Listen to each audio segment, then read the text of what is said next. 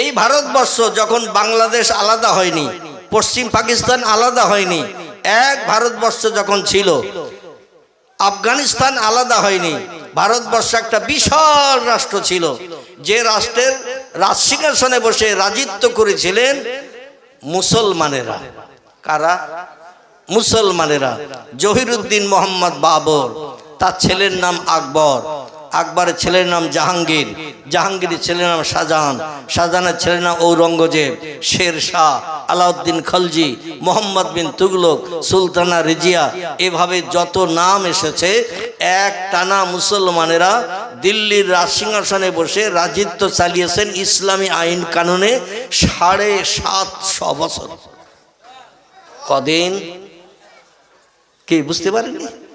750 বছর একটানা রাজিত্ব করেছে। আমার ভাইরা, আজ পর্যন্ত মুসলিম ছাড়া দিল্লির পার্লামেন্টে বসে 100 বছর একটানা রাজিত্ব করেছে কোন ধর্মাবলম্বী, এমন রেকর্ড ভারতের ইতিহাসে নাই। 100 বছর একটানা রাজিত্ব করেছে। অন্য কোন ধর্মাবলম্বীরা তাদের উৎখাত করে দিয়ে আর একটা ধর্মাবলম্বী এসে বসেছে, এমন রেকর্ড ভারতের ইতিহাসে নাই। কিন্তু মুসলমানদের ইতিহাসে আছে, একটানা 750 বছর রাজিত্ব করেছে মুসলমানেরা। জোরে বলুন একটু সুবহানাল্লাহ। কারণ কি বলুন তো? একটা ছোট্ট তথ্য আপনাদের কাছে পরিবেশন করি, তারপরে কোরআনের আয়াত আমি রেখেছি সূরা ওয়াকিয়া থেকে ছোট্ট ছোট্ট 3টি আয়াত। কটা? ছোট্ট ছোট্ট 3টি আয়াত সূরা ওয়াকিয়া থেকে রেখেছি কোরআন পাকের মর্যাদা সম্পর্কে।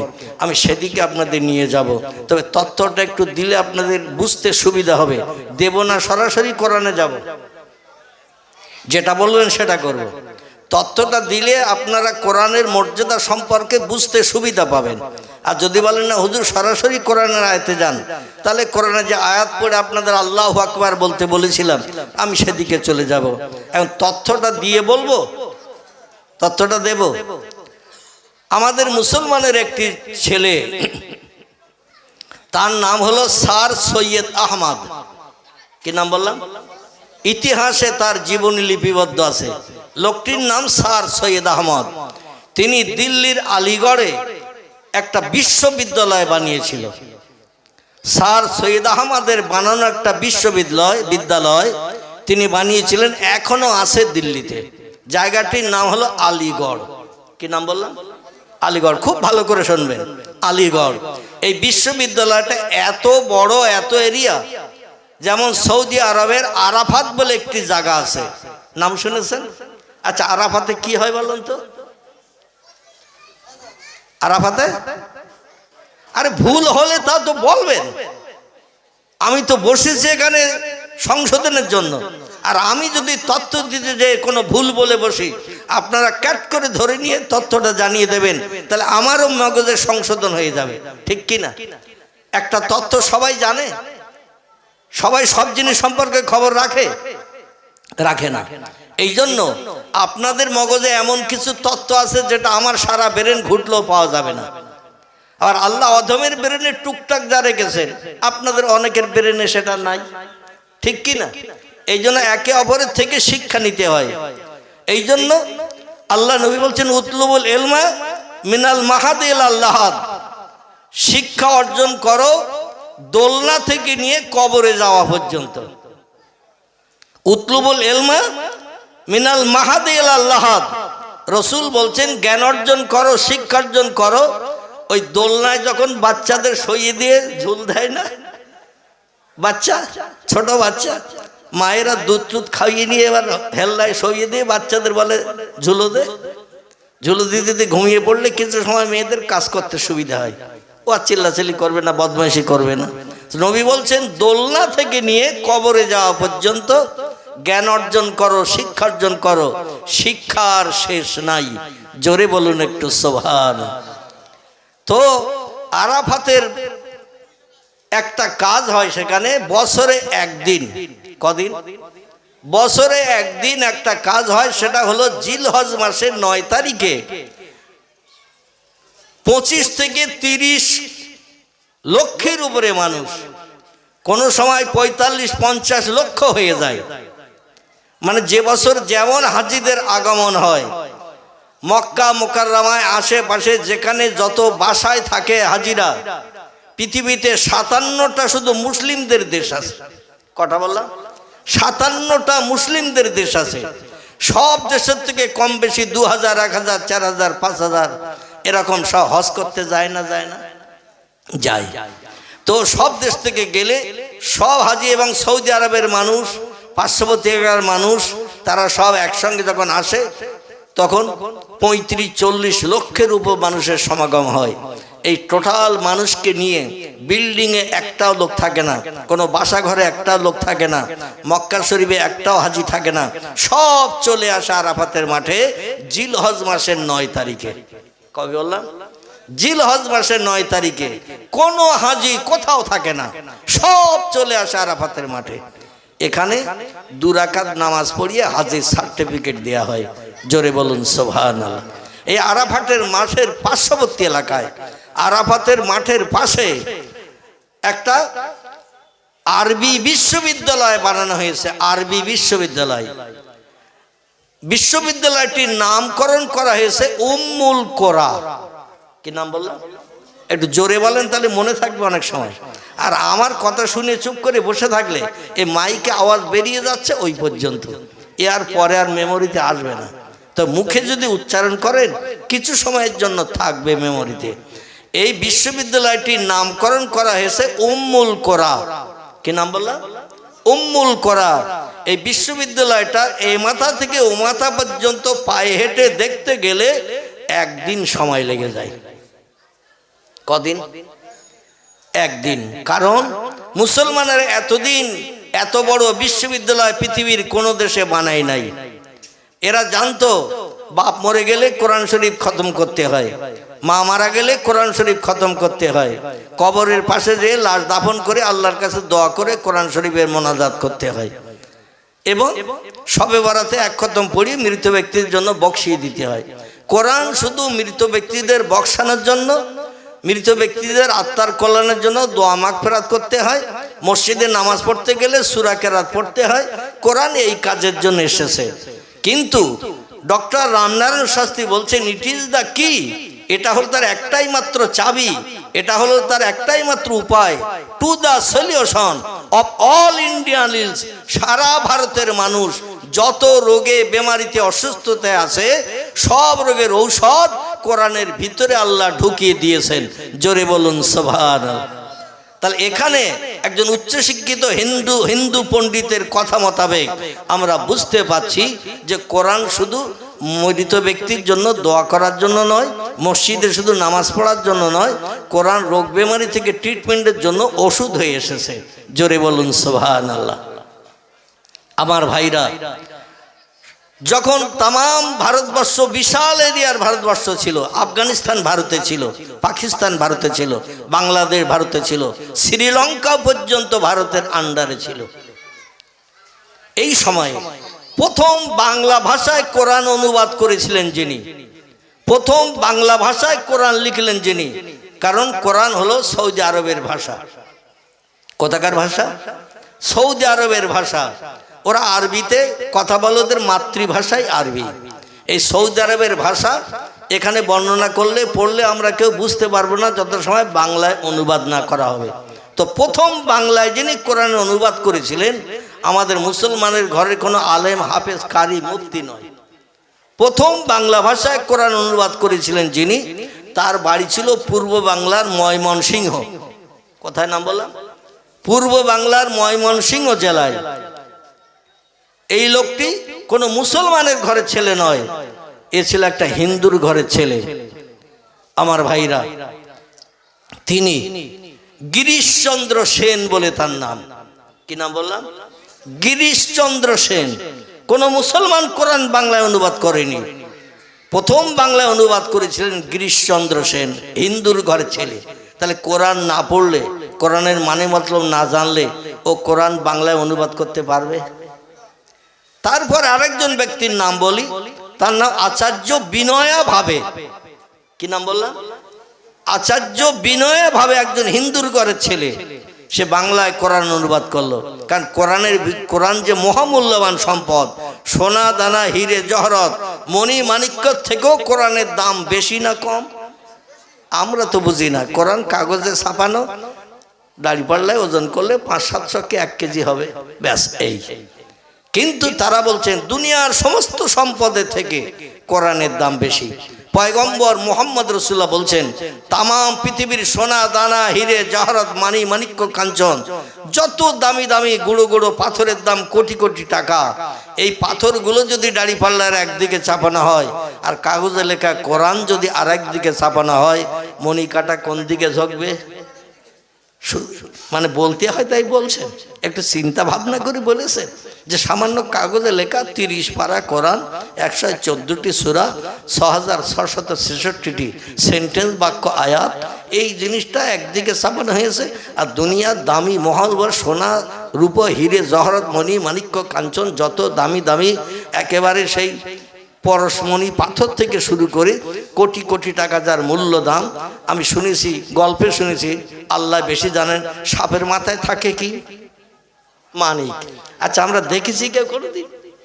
কথা বলতে হবে, দেখেছি?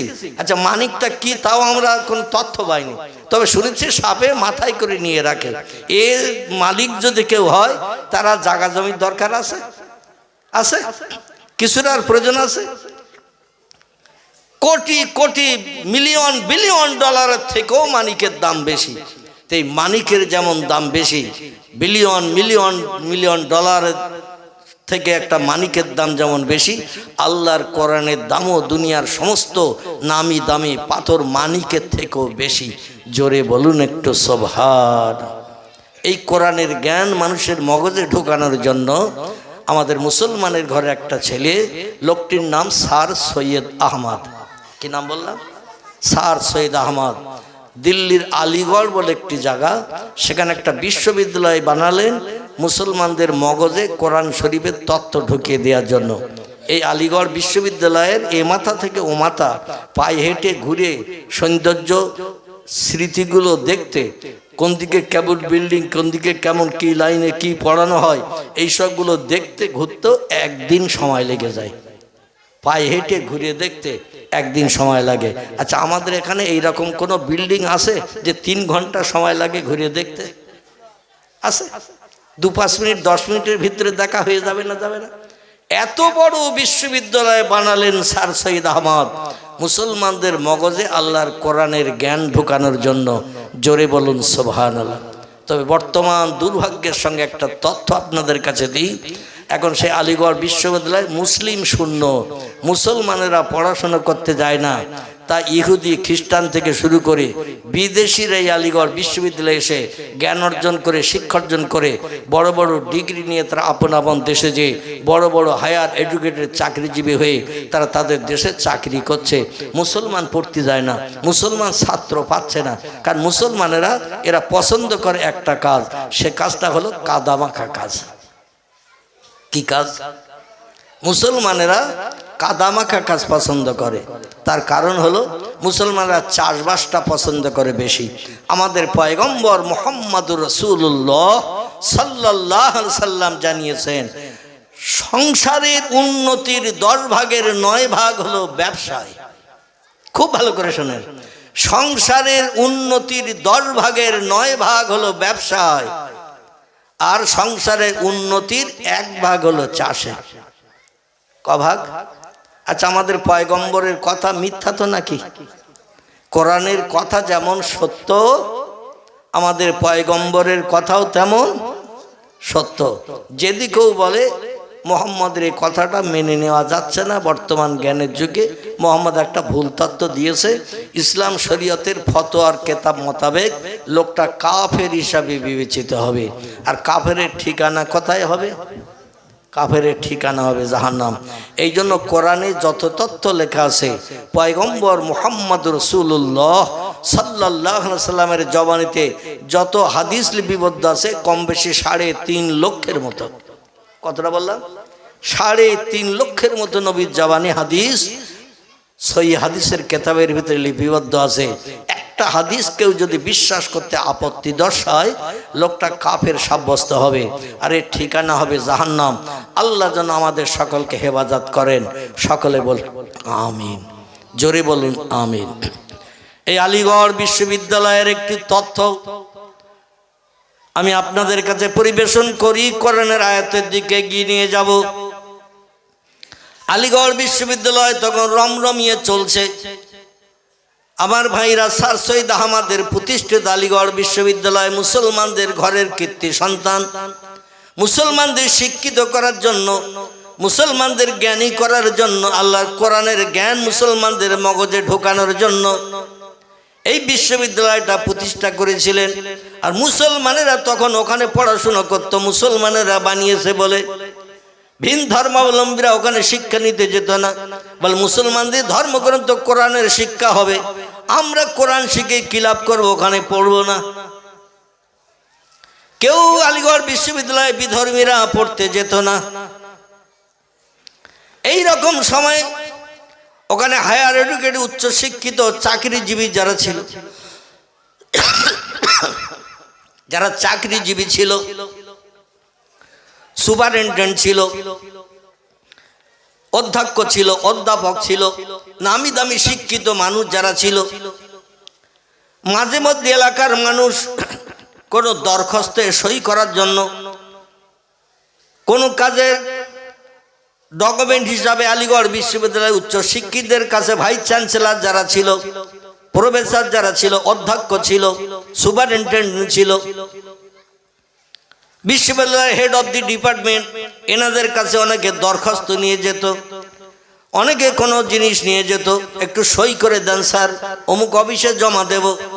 আর বিশ্ববিদ্যালয়ের হেড অফ দি ডিপার্টমেন্ট যিনি প্রধান, এনার সই করা কাগজ কোনো জায়গায় জমা দিলে অন্য শিক্ষকেরা বা শিক্ষিত ব্যক্তিরা ওতে আর কোনো দ্বিধাদ্বন্দ্ব করতো না, সঙ্গে সঙ্গে সেটা অ্যাটেস্টেড করে দিয়ে দিত, যে উদ্দেশ্যে এসেছো সই করতে করে নিয়ে এসেছো, তোমার কাজ সফল হবে, কারণ তোমরা আসল জায়গা থেকে সই করে নিয়ে এসেছো। আর যিনি সই করতেন তিনি দেখে শুনে সই করতেন, যে কোনো বাজে কাগজে সই করতেন না। দুইজন হিন্দু যুবক ওই আলিগড় বিশ্ববিদ্যালয়ের সিঁড়ির ধাপের মুখে চলে গেছেন। সিঁড়ির ধাপের মুখে যে চিন্তা ভাবনা করছেন, এখন উপরেতে উঠতে হবে। ভাইস চ্যান্সেলর যিনি আছেন, হেড অফ দি ডিপার্টমেন্ট এই টোটাল বিশ্ববিদ্যালয়ের, তিনি তো দোতলায়, ওনার আলাদা অফিস রুম আছে, সেইখানে তো যেতে হবে। আর গেছে দুইজন এক সাইকেলে চেপে, কিসে সাইকেলে চেপে গেছেন, সাইকেল। এখনকার সময় না, এখান থেকে অন্তত 100 বছর আগের কথা, তখন একটা সাইকেল যদি গ্রামের কেউ কিনে আনতো, 3 দিন তার বাড়ি বাজার হইতো। কি ঠিক বললাম না ভুল বললাম? এখান থেকে 80-90 বছর আগে যদি একটা সাইকেল কেউ গ্রামে কিনে আনতো, কিরাম হেঁটে যেতে হবে না, গাড়ি চেপে যাওয়া যাবে, তাড়াতাড়ি পৌঁছানো যাবে, কিরাম গাড়ি পয়সা খরচ হয় না, চল একটু দেখে আসি। এই গ্রাম সে গ্রাম হতে হতে 10-20 কিলোমিটার দূরেরও মানুষ শুনলে তারাও আসতো, বিনা ধরায় গাড়ি চালিয়ে যাওয়া যাবে, পড়বে না, আবার তাড়াতাড়ি জায়গায় পৌঁছানো যাবে, পয়সাও খরচ হবে না, চল সাইকেল কিরাম দেখে আসি।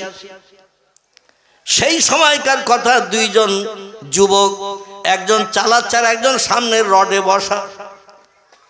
একজন হিন্দু আবার যেতে ভয় করে, কারণ সব মোল্লারা ওখানে থাকে। কারা? শিক্ষক মোল্লা, ছাত্র মোল্লা, তৈরি করেছে বিশ্ববিদ্যালয়ে, তিনিও মোল্লা। মোল্লা বোঝেন তো নাকি? মোল্লা মানে হলো মুসলমান। মুসলমানদের বিশ্ববিদ্যালয়, ভাইস চ্যান্সেলর প্রধান শিক্ষক যিনি, তিনিও মুসলমান। বিশ্ববিদ্যালয় বানিয়েছেন যিনি, তিনিও মুসলমান। আর সেখানে ছাত্র পড়াশোনা করছে, তারাও মুসলমান। কোনো হিন্দু নাই, জৈন নাই, শিখ নাই, ইহুদি নাই, খ্রিস্টান নাই, মুসলমানদের কল্যাণের জন্য বানিয়েছেন। এখানে যে কোনো একটা ধর্মাবলম্বী আসতে গেলে একটু চিন্তা ভাবনা করবে না, করবে না? এই জন্য একজন যুবক একা একা আসতে ভয় পাওয়ার কারণে ও আরেকজনকে সঙ্গে করে নিয়ে এসেছে। বলে, চল ভাই একটু দরখাস্তটা সই করে নিয়ে আসি। বলে, তুই যা। বলে, আমার একা যেতে যেতে গান চান করছে, একটু ভয় ভয় লাগছে, কারণ মোল্লাদের এরিয়া, মোল্লারাই থাকে সেখানে, অন্য কোনো ধর্মাবলম্বী আমাদের জাত কেউ নাই, একটু চল। আচ্ছা, একজনের সঙ্গে আরেকজন থাকলে তার একটু সাহস বাড়ে না, বাড়ে না? একটু সাহস বাড়ে। তো বলছে চ, তোর যদি উপকার হয় তো যাই। এখন দুই বন্ধু নতুন সাইকেল চেপে এসেছেন বিশ্ববিদ্যালয়ের দরজার মুখে। এসে এবার উপরে উঠতে হবে, ভাইস চ্যান্সেলর কথায় বল উপরে দ্বিতীয় তলার ওনার স্পেশাল কোয়ার্টার আছে, রুম আছে, সেই রুমের ভিতরে আছে। এখন নতুন সাইকেল, তখন দাম কম থাকলেও তার দাম ছিল না, ছিল না টাকার মূল্য হিসাবে দাম এখনকার থেকে অন্তত 20 গুণ কম, কি 50 গুণ কম। তবু তখনকার টাকার দাম ছিল না, ছিল না? দাম ছিল। আমি তো আমার ছোটবেলার কথা বলছি, তখন একটা কটকটি কিনে খেয়েছি 5 পয়সা দিয়ে, একটা আইসক্রিম কিনে খেয়েছি 5 পয়সা দিয়ে, একটা গোলমালায় আইসক্রিম খেয়েছি 7 নয়া দিয়ে, একটা মুরগির ডিম বিক্রি করেছি 13 পয়সা, হাঁসের ডিম বিক্রি করেছি, মা দিয়েছে বিক্রি করেছি 15 পয়সা। মা ওর থেকে আবার 5 পয়সা আমার দিয়েছে, মাদ্রাসায় যাব 5 পয়সা দিয়েছে, বুট টুট কটকট খিনি খাস করে। আমাদের এই নেওড়া রোড বসিরহাটে যেতে ওই শিকারি বাগান বলে একটি জায়গা, ওখানে গোপালের দোকান বলে একটা দোকান আছে এখনো, গোপাল। তো তার দোকানে যেয়ে মাঝে মাঝে কটকটি কিনতাম, বুট ভাজা কিনে আবার চিবুতে চিবুতে বাড়ি আসতাম 4টে 4:30 থেকে। হেঁটে হেঁটে যেতাম, হেঁটে হেঁটে বাড়ি আসতাম। ক্লাস 9 পর্যন্ত আমি পায়ে হেঁটে হেঁটে মাদ্রাসা করেছি, আবার ক্লাস 9 পর্যন্ত পায়ে হেঁটে হেঁটে বাড়ি 4:30টার সময়। ক্লাস 10-এ যখন উঠেছি, মানে মাধ্যমিক ক্লাস 10-এ, আমার মা ছাগল বিক্রি করে দিয়েছে 225 টাকা। কথা বললাম, 225 টাকাতে একটা ছাগল বেচেছে। সেই ছাগল বেচা 225 টাকাতে একটা সাইকেল কিনেছে, 225 টাকা। সেই 225 টাকা সাইকেল কিনে তখন সাইকেলে করে যাওয়া আসা করেছে। আবার প্রায় 12-13 বছর ধরে ওই সাইকেলটা চালিয়েছি।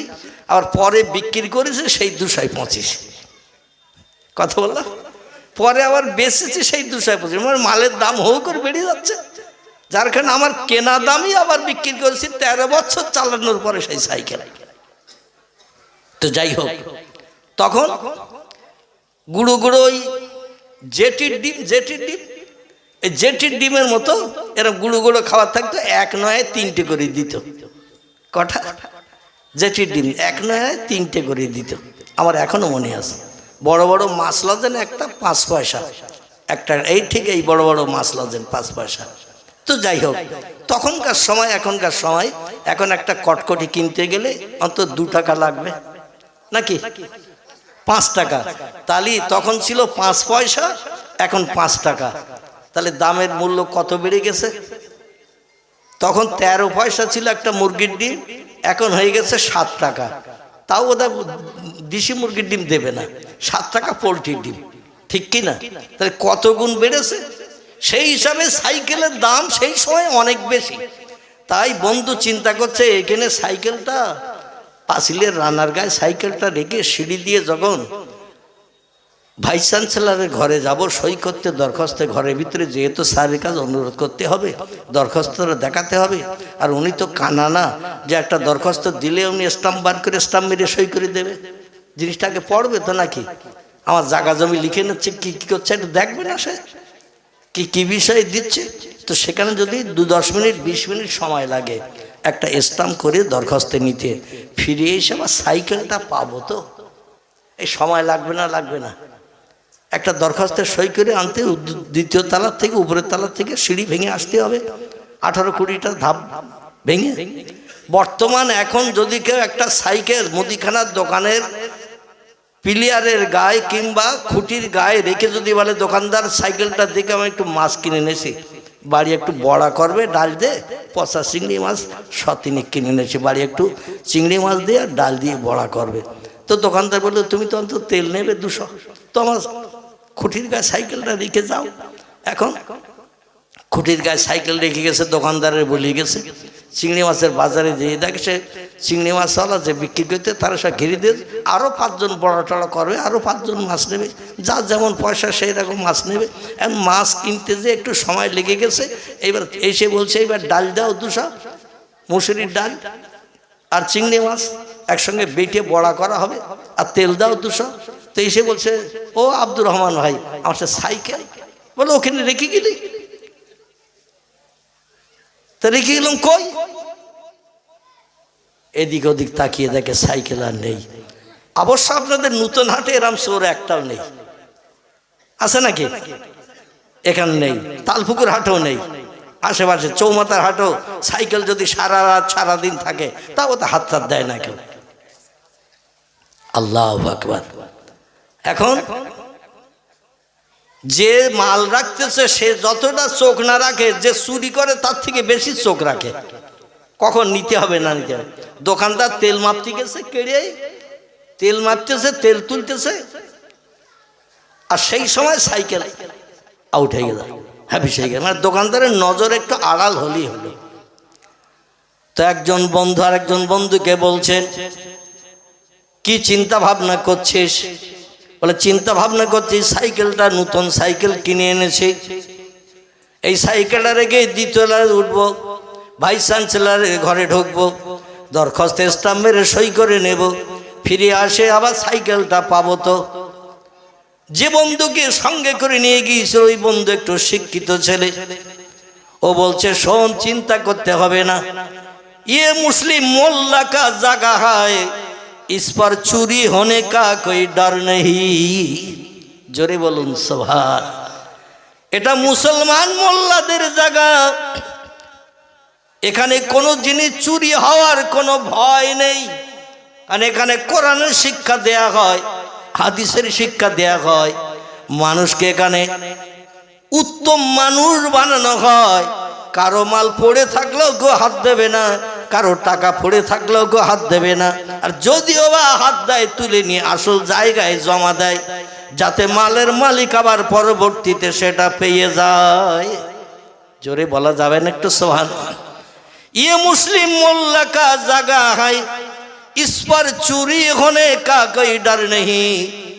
হিন্দি ভাষায় বলছে এটা মুসলমান মোল্লাদের জায়গা, এখানে চুরি হওয়ার কোনো ভয় নাই। তুমি তালা দাও আর এমনি রাখো, যেমন রাখবে তেমন থাকবে, তোমার সাইকেলে কেউ হাত পর্যন্ত লাগাবে না, কারণ পরের জিনিস না বলে হাত দিলে সে চোর হিসাবে বিবেচিত হয়। এই জন্য তোমার জিনিসে কেউ হাত দেবে না, যদি হাত দেয় তুমি আসলে হাত দেবে, তোমারে বলিয়ে হাত দেবে। কেমন সাইকেল একটু দেখি, একটু চালিয়ে দেখি নতুন সাইকেল, কিন্তু মালিক না পাওয়া পর্যন্ত মুসলমানেরা কারো মালে হাত পর্যন্ত দেবে না। আচ্ছা, সেই মুসলমান আমরা এখন আসি তো নাকি? কথা বলেন, সেই মুসলমান আমরা এখন আর নাই। এই মুসলমান না থাকার কারণে 750 বছরের রাজত্ব একটানা মুসলমানের পর মুসলমান, মুসলমানের পর মুসলমান, কোনো হিন্দু, কোনো জৈন, কোনো শিখ, কোনো ইহুদি, কোনো খ্রিস্টান, কোনো কোল, কোনো ভিল, কোনো নাগা, কোনো খাসা, কোনো মুন্ডা, কোনো আর্য, কোনো অনার্য, কোনো আদিবাসী, কারো বাবার ক্ষমতা হয়নি মোল্লাদের সরিয়ে দিয়ে রাজসিংহাসনে বসে দেশের জনগণের সুখ সমৃদ্ধ দান করা। এটা কারো জন্য সম্ভব হয়নি, কারণ প্রত্যেকটি ধর্মাবলম্বী জানতো মুসলমানেরা চুরি করে না, মুসলমানেরা মিথ্যা কথা বলে না, মুসলমানেরা কারো গালে অন্যায়ভাবে চড় মারে না, মুসলমানেরা কারো অর্থ আত্মসাৎ করে না। এই জন্য যারাই রাজত্ব চালাচ্ছে তারাই সঠিক। অন্য ব্যক্তি রাজসিংহাসনে বসলে দেশে অরাজকতা শুরু হবে। জোরে বলুন একটু আমিন, আর একটু জোরে বলুন আমিন। আমার আল্লাহ এই জন্য বলছেন ইন্নাহু লাকুরআনুন কারীম, এটা হলো আমার পাঠানো সেই কোরআন, যে কোরআনের ভিতরে দয়া, দাক্ষিণ্য, করুণা, রহমত তোমাদের জন্য আমি আল্লাহ পরিপূর্ণতা দান করে তোমাদের ঘরে পাঠিয়েছি। আমার দয়া, রহমত, করুণা, বরকত, রহমত যা কিছু আছে আমি কোরআনের ভিতরে সব ঢুকিয়ে দিয়ে তোমাদের ঘরে পৌঁছে দিয়েছি। আমার কোরআন যদি মান্যতা দিয়ে চলো, কোরআন যদি তোমরা মেনে চলো, ফালা আলাইকা, আর কোনো জিনিসের প্রয়োজন তোমাদের হবে না। মা ফাতাকা মেনহু, কোরআন তোমাদের জন্য যথেষ্ট। চিল্লায়ে বলুন একটু সুবহানাল্লাহ, নারায়ে তাকবীর। আচ্ছা, আমরা বাস্তবে প্রমাণ করে দেখেছি। আল্লাহ তো বললেন আমার কোরআনের ভিতরে আমি পরিপূর্ণতা দিয়ে দয়া, দাক্ষিণ্য, রহমত, করুণা, বরকত যা কিছু আমার আছে সব কোরআনের ভিতরে ভরে দিয়ে তোমাদের ঘরে পাঠিয়েছি। আমরা কেউ কোনোদিন প্রমাণ করেছি? আল্লাহ বলছেন, ও বান্দারা, বাস্তব জীবনে কোরআনের তথ্যগুলো যদি তোমরা তোমাদের জীবনের সঙ্গে প্রতিফলিত করতে চাও, তবে আমার কোরআনের কিছু আইন কানুন তোমরা আগে শুনে নাও। খুব ভালো করে শুনে নেবার। আমার কোরআনের কিছু আইন কানুন তোমরা ভালো করে শুনে নাও। আল্লাহ বলছেন, ও বান্দারা তোমরা শোনো, লা ইয়ামাসসুহু ইল্লাল মুত্তাখারুন। কোরআনের থেকে যদি কোনো বিপদ মুসিবতের সমস্যায়, রোগের সহি অভাবে যদি কিছু সাহায্য পেতে চাও, আমার কোরআনের মাধ্যম দিয়ে যদি তোমরা সমস্যার সমাধান পেতে চাও, দুনিয়ায় সুখী জীবন গঠন করতে চাও, তাহলে কিছু তথ্য শোনো। তথ্য কি? আল্লাহ বলছেন, লা ইয়ামাসসুহু ইল্লাল মুত্তাখারুন। অত সময় পর্যন্ত আমার কোরআনে তোমরা হাত দেবে না, আমার কোরআনের থেকে জ্ঞান অর্জন করতে যাবে না, কোরআনের থেকে ঔষধ কালেকশন করতে যাবে না, কোরআনের থেকে সমস্যার সমাধানের জিনিস বার করতে যাবে না, যত সময় না পর্যন্ত তোমরা পবিত্রতা অবলম্বন করবে। কোরআনের থেকে কিছু যদি বার করতে চাও, ওষুধ পেতে চাও, সমস্যার সমাধান পেতে চাও, আমি আল্লাহ আমার দয়া রহমত করুণা বরকত যদি পেতে চাও, আমার কোরআনের মাধ্যম দিয়ে যদি জ্ঞান অর্জন করে সেটা বাস্তবে রূপদান করতে চাও, প্রথম নম্বর কাজ হলো লা ইয়ামাসসুহু, অত সময় পর্যন্ত আমার কোরআনে তোমরা হাত দেবে না, কোরআন স্পর্শ করবে না, ইল্লাল মুতাহহারুন, যত সময় পর্যন্ত তোমার দেহটা পবিত্র না বানাবে। আচ্ছা, আপনাদের কাছে জিজ্ঞাসাবাদ করি, বেদ পড়তে গেলে উজু করতে হয়, গোসল করতে হয়? বেদ, পুরাণ, গীতা, ভগবত, রামায়ণ, মহাভারত, জেন্দাবাস্তা, গ্রন্থ সাহেব, মনুসংহিতা, উপনিষদ, বাইবেল, এ সমস্তগুলো পড়তে গেলে কি অজু করার দরকার আছে? আচ্ছা, গোসল করার দরকার আছে? কোন ধর্মগ্রন্থ কি তথ্য দেশে যে স্বামী স্ত্রী মিলন করে আমি বাইবেল আমার গায়ে হাত দিতে পারবে না? মদ খেয়ে আমি বেদ, আমি পুরাণ, আমার গায়ে হাত দিতে পারবে না, আমার থেকে জ্ঞান নিতে পারবে না। ঘুম থেকে উঠে আমি জেন্দাবাস্তা, ত্রিপিটক আমাকে স্পর্শ করতে পারবে না। শুধু তাই নয়, পেশাব করিয়ে, পায়খানা করিয়ে তুমি পবিত্রতা অবলম্বন না করে আমি জেন্দাবাস্তা, গ্রন্থ সাহেব, ত্রিপিটক আমার গায়ে হাত দিতে পারবে না। এরকম কোন তথ্য কোন ধর্মগ্রন্থের লেখা আছে? কোন ধর্মগ্রন্থ উচ্চ শিক্ষিত ব্যক্তি ধর্মগ্রন্থের তথ্য দিয়ে এরকম কোন বক্তব্য আজ পর্যন্ত রাখতে পেরেছে যে পেশাব করে হাত দেওয়া যাবে না, পায়খানা করে হাত দেওয়া যাবে না, ঘুম থেকে উঠে হাত দেওয়া যাবে না, স্বামী স্ত্রী মিলন করে হাত দেওয়া যাবে না, দেহ ফ্র্যাকচার হয়ে রক্ত বেরিয়ে গেলে হাত দেওয়া যাবে না, এরকম কিছু বলেছে? আমাদের ধর্মগ্রন্থ কোরআনের 27 পারা, সূরাটির নাম হলো সূরাতুল ওয়াকিয়া। কি নাম বললাম? সূরাতুল ওয়াকিয়ায় আল্লাহ বলছেন, আমার কোরআনের মাধ্যম দিয়ে সব সমস্যার সমাধান যদি পেতে চাও, কারো কাছে যদি হাত পাতার প্রয়োজন তোমরা মনে না করো, আমার কোরআন যদি তোমাদের জন্য যথেষ্ট হিসাবে তোমরা বিবেচনা করে নাও, প্রথম নম্বর কাজ হলো আমার কোরআন স্পর্শ করে জ্ঞান নিতে গেলে আগে তোমাদের পবিত্রতা অবলম্বন করতে হবে, নাপাক দেহ পাক করতে হবে।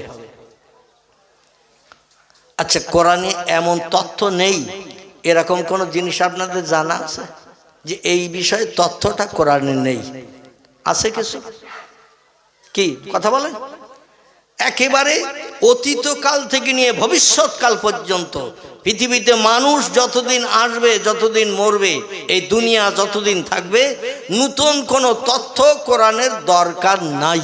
জোরে বলুন সুবহানাল্লাহ। আল্লাহ হলেন সব জ্ঞানীদের সেরা জ্ঞানী, আল্লাহু আলিমুন বিজাতিস সুদূর। আল্লাহ বলছেন, আমি বান্দার অন্তরের গোপন খবরও রাখি এবং আমি আল্লাহ আমার মতো জ্ঞানী আর কেউ নেই। ওমা উতীতুম মিনাল ইলমি ইল্লা কালিলা, ও মানুষ তোমাদের মগজে যে জ্ঞান যে জ্ঞানের মাধ্যম দিয়ে তোমরা ক্যালকুলেটর বানিয়েছো, কম্পিউটার বানিয়েছো, রিমোট কন্ট্রোল বানিয়েছো, স্যাটেলাইট বানিয়েছো, ইন্টারনেট বানিয়েছো, ওয়্যারলেস বানিয়েছো, টেলিফোন বানিয়েছো, মোবাইল বানিয়েছো, রেডিও বানিয়েছো, ভিডিও বানিয়েছো, ভিসিআর বানিয়েছো, কোল্ড স্টোর হিমঘর বানিয়েছো, ফ্রিজ বানিয়েছো, পাতাল রেল বানিয়েছো, মাটির তলা দিয়ে চলে যাচ্ছে, আরও কত কিছু বানাবে। তাই বলে তোমরা যেন ধারণা করিও না আমার জ্ঞানের থেকে তোমাদের জ্ঞান বেশি। আল্লাহ বলছেন তোমাদের মগজের জ্ঞান হলো, আমি আল্লাহ আমার জ্ঞানের কাছে সামান্যতম, ইল্লা কালিলা, সামান্যতম একটুখানি জ্ঞান তোমাদের মগজে দিছি। আমি আল্লাহ হলাম অসীম জ্ঞান রাশির মালিক, তোমাদের জ্ঞান আমার জ্ঞানের কাছে সসীম সীমিত জ্ঞান, একটুখানি জ্ঞান। এই একটুখানি জ্ঞান নিয়ে আমার সঙ্গে যেন পাল্লা দিতে এসো না, পাগল হয়ে মরে যাবে। জোরে বলুন সুবহানাল্লাহ। আমার কোরআন ভবিষ্যৎকালের মানুষের জন্য যথেষ্ট, নতুন কোনো তত্ত্ব ঢোকানোর দরকার হবে না। তবে শোনো, এই কোরআনের জ্ঞান নিয়ে যদি পৃথিবীতে সেরা জ্ঞানী হতে চাও, আল্লাহ বলছেন লা ইয়ামাসসুহু ইল্লাল মুতাহহারুন, আগে পবিত্রতা অবলম্বন করো, নাপাক দেহে কোরআন হাত দিও না। নাপাক দেহে কোরআনে হাত দিলে তুমি কাফির হিসাবে বিবেচিত হবে। একটি ফতোয়া আপনাদের কাছে বলি, দুটি কাজ করলে মুসলমান সঙ্গে সঙ্গে কাফের হয়ে যায়। কটা? দুটি কাজ করলে মুসলমান সঙ্গে সঙ্গে কাফের হয়ে যায়, ও আর মুসলমান থাকে না। ওকে তওবা পড়তে হবে, কলেমায় রদ্দে খবর পড়তে হবে জনগণের সামনে, এবং অঙ্গীকার করতে হবে যা ভুল করেছি জীবনে যতদিন বাঁচবো এই ভুল আর করব না, এই ওয়াদা করে তওবা পড়তে হবে, কলেমায় রদ্দে খবর পড়তে হবে। যদি না পড়ে লোকটা মারা যায়, ওর জানাজা নামাজ পড়ারও দরকার নাই, এমনি এমনি কবরে পুঁতে দেওয়া ভালো হবে। কারণ ইসলাম শরীয়তে লোকটা মুসলমান নয়, আর মুসলমান যে না হবে তার জানাজা পড়ার কোনো দরকার নাই। আমার ভাইরা, দুটি কাজের একটি কাজ হলো, বেওযু অবস্থায় কোনো ব্যক্তি যদি নামাজ পড়ে, বেওযু অবস্থায় যদি কোনো ব্যক্তি নামাজ আদায় করে এবং রুকুর পরে সেজদায় যে, জমিনে সেজদায় যে যদি বলে সুবহানা রব্বিয়াল আলা, এই তসবিহ যদি পাঠ করে সেজদা দেয়, লোকটা সঙ্গে সঙ্গে কাফের হয়ে যাবে। এই কাফেরের এই সেজদা, এই তসবিহ আমার আল্লাহ কোনোদিন পছন্দ করেন না, বরং বেঈমানের তালিকায় তার নাম নথিভুক্ত করেন। আর একটা কাজ করলে যে কোনো মোমেন মুসলমান সঙ্গে সঙ্গে কাফের সাব্যস্ত হয়ে যায়, ও আর মুসলমান থাকে না। সেটি হলো বেওযু অবস্থায় পেশাব করে এসেছে, পায়খানা করে এসেছে, ঘুম থেকে উঠেছে, স্বামী স্ত্রী মিলন করেছে, কিংবা দেহ ফ্র্যাকচার হয়ে রক্ত নির্গত হয়েছে, অজু ভেঙে যাবে, অজু নষ্ট হয়ে যাবে। এই অবস্থায় যদি কোনো ব্যক্তি কোরআন স্পর্শ করে, লোকটা সঙ্গে সঙ্গে কাফের হয়ে যাবে। বোঝা গেল? এই দুটো কাজ যেন জীবনে যতদিন বেঁচে থাকবেন, এই দুটো কাজ যেন জীবনে করবেন না। একটা হলো অজু যদি ভেঙে যায়, কেরা ঠাট্টা করলো, বিদ্রুপ করলো, মুস্কি হাসলো, ওটা দেখবেন না। কারণ আপনি কাফের হওয়ার থেকে অজু করতে যাওয়া ভালো না খারাপ? মসজিদে আসেন, ঘুমিয়ে পড়েছেন, মসজিদে আসেন, ঘুমিয়ে পড়েছেন, ইসলাম শরীয়তের ফতোয়ার কেতাব এসেছেন, কোথায় বসে আছেন এতটুকু খেয়াল নাই। মানুষ তন্দ্রায় গেছে, ঘুমিয়ে গেছে, পাশের মানুষ গুঁতো না দেওয়া পর্যন্ত আপনার ঘুম ভাঙে নাই, আপনার কিন্তু অজু নষ্ট হয়ে গেছে। ওই অবস্থায় যদি আপনি নামাজ আদায় করেন, আপনি কাফের সাব্যস্ত হবেন। এই জন্য বাই সরে গেছে, পিছনের দরজা দিয়ে হাওয়া নির্গত হয়ে গেছে। আপনি লজ্জার মাথা খেয়ে উঠে চলে যাবেন, উজু করে আসবেন। এখন আমি উজু করতে গেলে লোকে ধারণা করবো বাই সরে গেছে, পিছনের দরজা দিয়ে হাওয়া নির্গত হয়ে গেছে। লোকজন হয়তো মুস্কি হাসবে, ঠাট্টা করবে, কোনো দিকে তাকাবেন না। কে কি বললো, কে কি করলো, কে হাসলো কি কাঁদলো, ও দেখার দরকার নাই। আপনাকে যেতে হবে অজু করতে, অন্যথায় নামাজ পরিত্যাগ করতে হবে।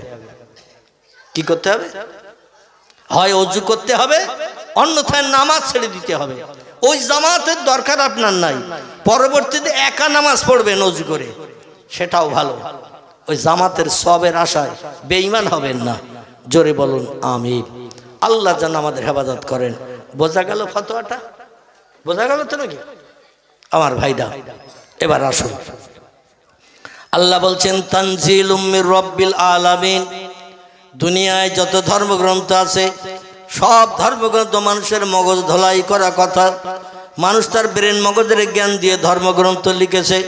বেদ মানুষ লিখেছে, পুরাণ মানুষ লিখেছে, গীতা মানুষ লিখেছে, ভগবত মানুষ লিখেছে, রামায়ণ মানুষ লিখেছে, মহাভারত মানুষ লিখেছে, জিন্দাবাস্তা মানুষ লিখেছে, গ্রন্থ সাহেব মানুষ লিখেছে, উপনিষদ মানুষ লিখেছে, ত্রিপিটক মানুষ লিখেছে, যত ধর্মগ্রন্থ আছে বাইবেল মানুষ লিখেছে। আমার ভাইরা, সব ধর্মগ্রন্থ মানুষ রচনা করেছে। আমাদের ধর্মগ্রন্থের মালিক কে? জোরে বলেন। আমাদের ধর্মগ্রন্থের মালিক হলো আল্লাহ সুবহানাহু ওয়া তাআলা। সে আল্লাহ বলছেন, ও দুনিয়ার মানুষ তোমরা শোনো, আমার পাঠানো বাণী, আমার কথাবার্তাগুলো হলো কোরআন। কোরআন আল কোরআন। এ কোরআন পৃথিবীর কোনো মানুষের মগজ ধোলাই করা কথা নয়। এই জন্য আমি আল্লাহ আমার তরফ থেকে পাঠিয়ে দিয়েছে। তানজিলুম মির রাব্বিল আলামিন। তোমাদের পরওয়ারদিগার পূর্বে যেখানে ছিল, বর্তমানে যেখানে আছে, ভবিষ্যতে যেখানে থাকবেন, সেই জায়গাটির নাম হলো আরশ কুরসি। কি নাম? জায়গাটির নাম হলো আরশ কুরসি। সেইখানে আমি অতীতে ছিলাম, বর্তমানে আছি, ভবিষ্যতেও থাকবো। সেইখানে আমি সংরক্ষণ করে রেখেছিলাম ফি লাউহিম মাহফুজ। লহে মাহফুজ বলে একটা সংরক্ষিত জায়গা আমার আরশ মোয়াল্লার উপরে। সেইখানে কোরআনকে আমি রেখেছিলাম। কোনো নবী পয়গম্বরের মর্যাদা রক্ষার জন্য আমি কোরআন অতীতে পৃথিবীতে পাঠাই নাই। পৃথিবীতে 1 লক্ষ মোতাবেক 2,24,000 পয়গম্বর এই পৃথিবীতে আগমন করেছে। কোন পয়গম্বর তার উম্মতের উপকারের জন্য কোরআন আমি পৃথিবীতে পাঠাই নাই। আমি আল্লাহ পাক পয়গম্বরদের ভিতরে সেরা করেছি যাকে, তার নাম হলো মুহাম্মদ রাসূলুল্লাহ। আর মুহাম্মদ রাসূলুল্লাহ উম্মতদের সব পয়গম্বরের উম্মতের থেকে সেরা করেছে। তাই কোরআন অতীতে আমি বানিয়ে রেখেছিলাম এবং পরবর্তীতে সব পয়গম্বরের শেষে মুহাম্মদ রাসূলুল্লাহর উম্মতের উপকারের জন্য কিয়ামত পর্যন্ত আমি দামি কিতাব হিসাবে তোমাদের ঘরে পৌঁছে দিয়েছি। জোরে বলুন একটু সুবহানাল্লাহ, নারায়ে তাকবীর। এবার একটা প্রশ্ন আপনাদের কাছে করি।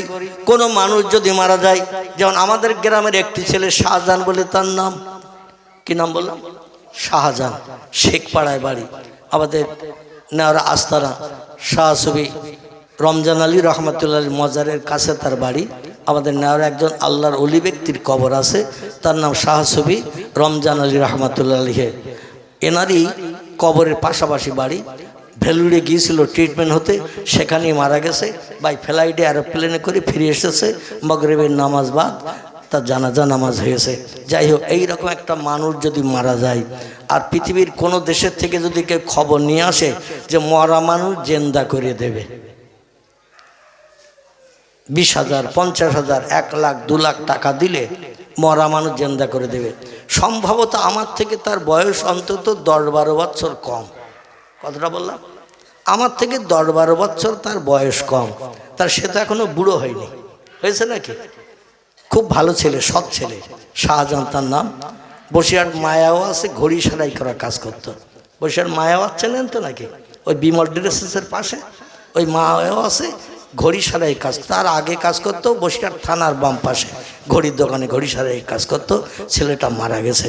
আচ্ছা, এখন কেউ যদি এসে খবর, খুব ভালো করে এবার বুঝবেন, কেউ যদি এসে খবর দেয় যে অমুক দেশে ওষুধ তৈরি হয়ে গেছে, মরা মানুষের গালে 2 ফোঁটা দিলে ও আস্তে আস্তে জেন্দা হয়ে যাবে।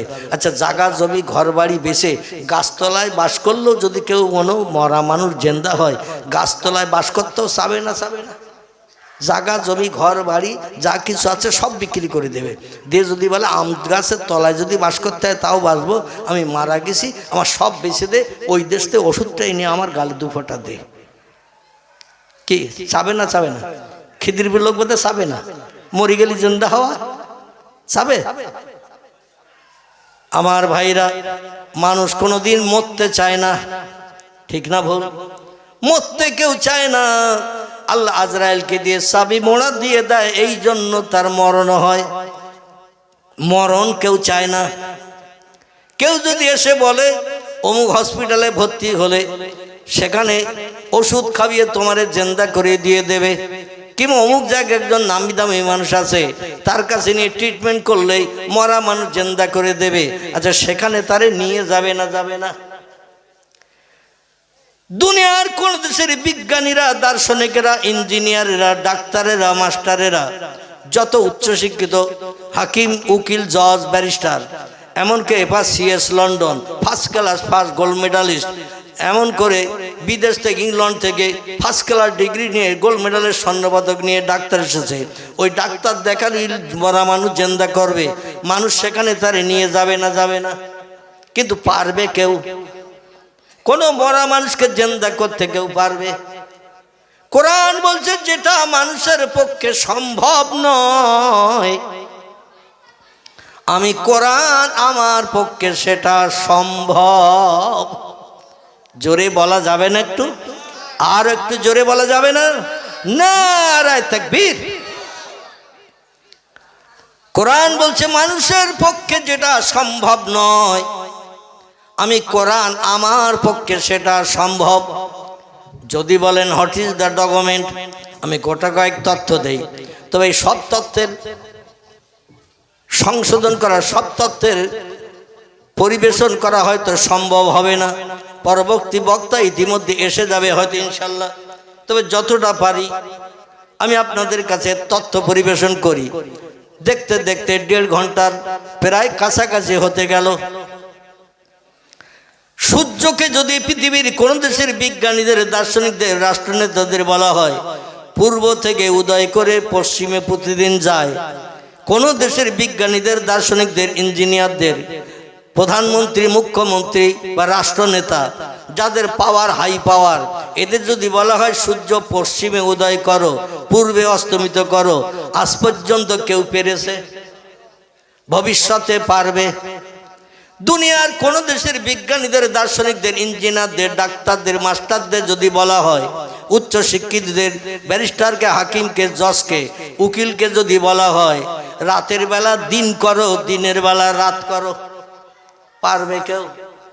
আর বেশি তথ্য আজ আর দেব না, কারণ আমি শেষ পর্যন্ত যেতে পারবো না। তবে 3টে তথ্য আপনাদের কাছে দিলাম। কটা? 3টে।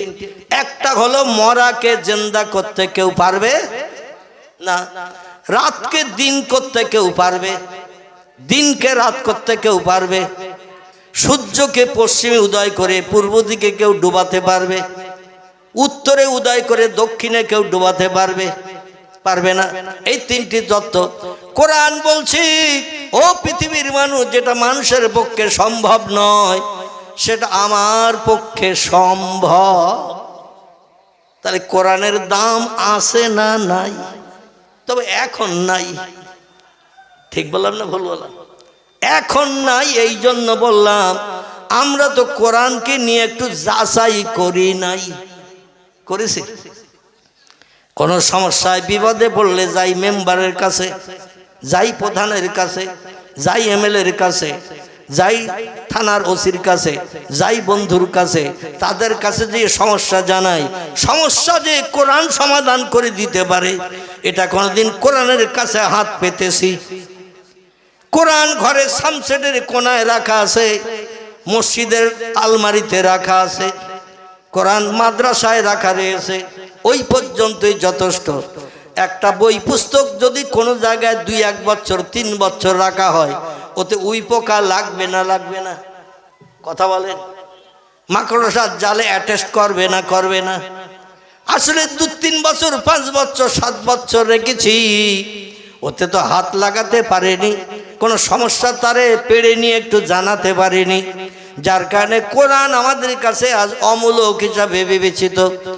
আল্লাহ পাক কোরআনের সম্ভবত 3য় পারায় তত্ত্ব দিয়েছেন, বিসমিল্লাহির রহমানির রহিম, তুলিজুল লাইলা ফিন নাহারে ওয়া তুলিজুন নাহারা ফিল লাইল ওয়া তুখরিজুল হাইয়া মিনাল মাইয়িতি ওয়া তুখরিজুল মাইয়িতা মিনাল হাইয়্যি ওয়া তারযুকু মান তাশাউ বেগৈরে হিসাব।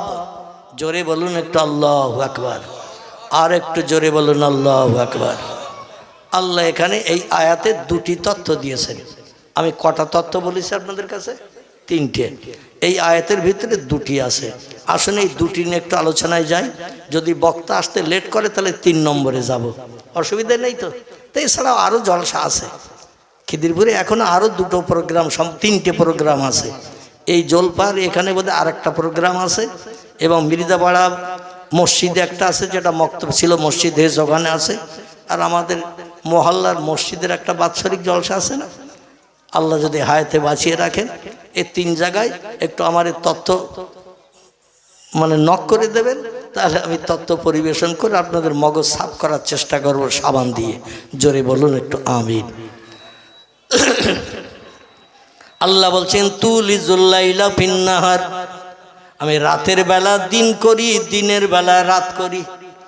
আমার দেয়া তত্ত্বের ভিতরে একটা এসেছে না আসেনি? আল্লাহ বলছেন রাতের বেলা দিন করি, দিনের বেলা রাত করি। তাহলে আল্লাহ কথাটা মিথ্যা বলেছে তো নাকি? কথা বলে। কোরআনের শুরুতে আল্লাহ বলছেন জালিকাল কিতাবুল লা রাইবা ফি, আমার কোরআনের ভিতরে যত বিষয়ে তত্ত্ব পরিবেশন করা হয়েছে, লা রাইবা ফি, কোনো তত্ত্বের ভিতরে শকসভা সন্দেহ নাই, কোনো মিথ্যা নাই, ভুল নাই। It is true fact. কোরআনের সব কথাগুলো সত্য।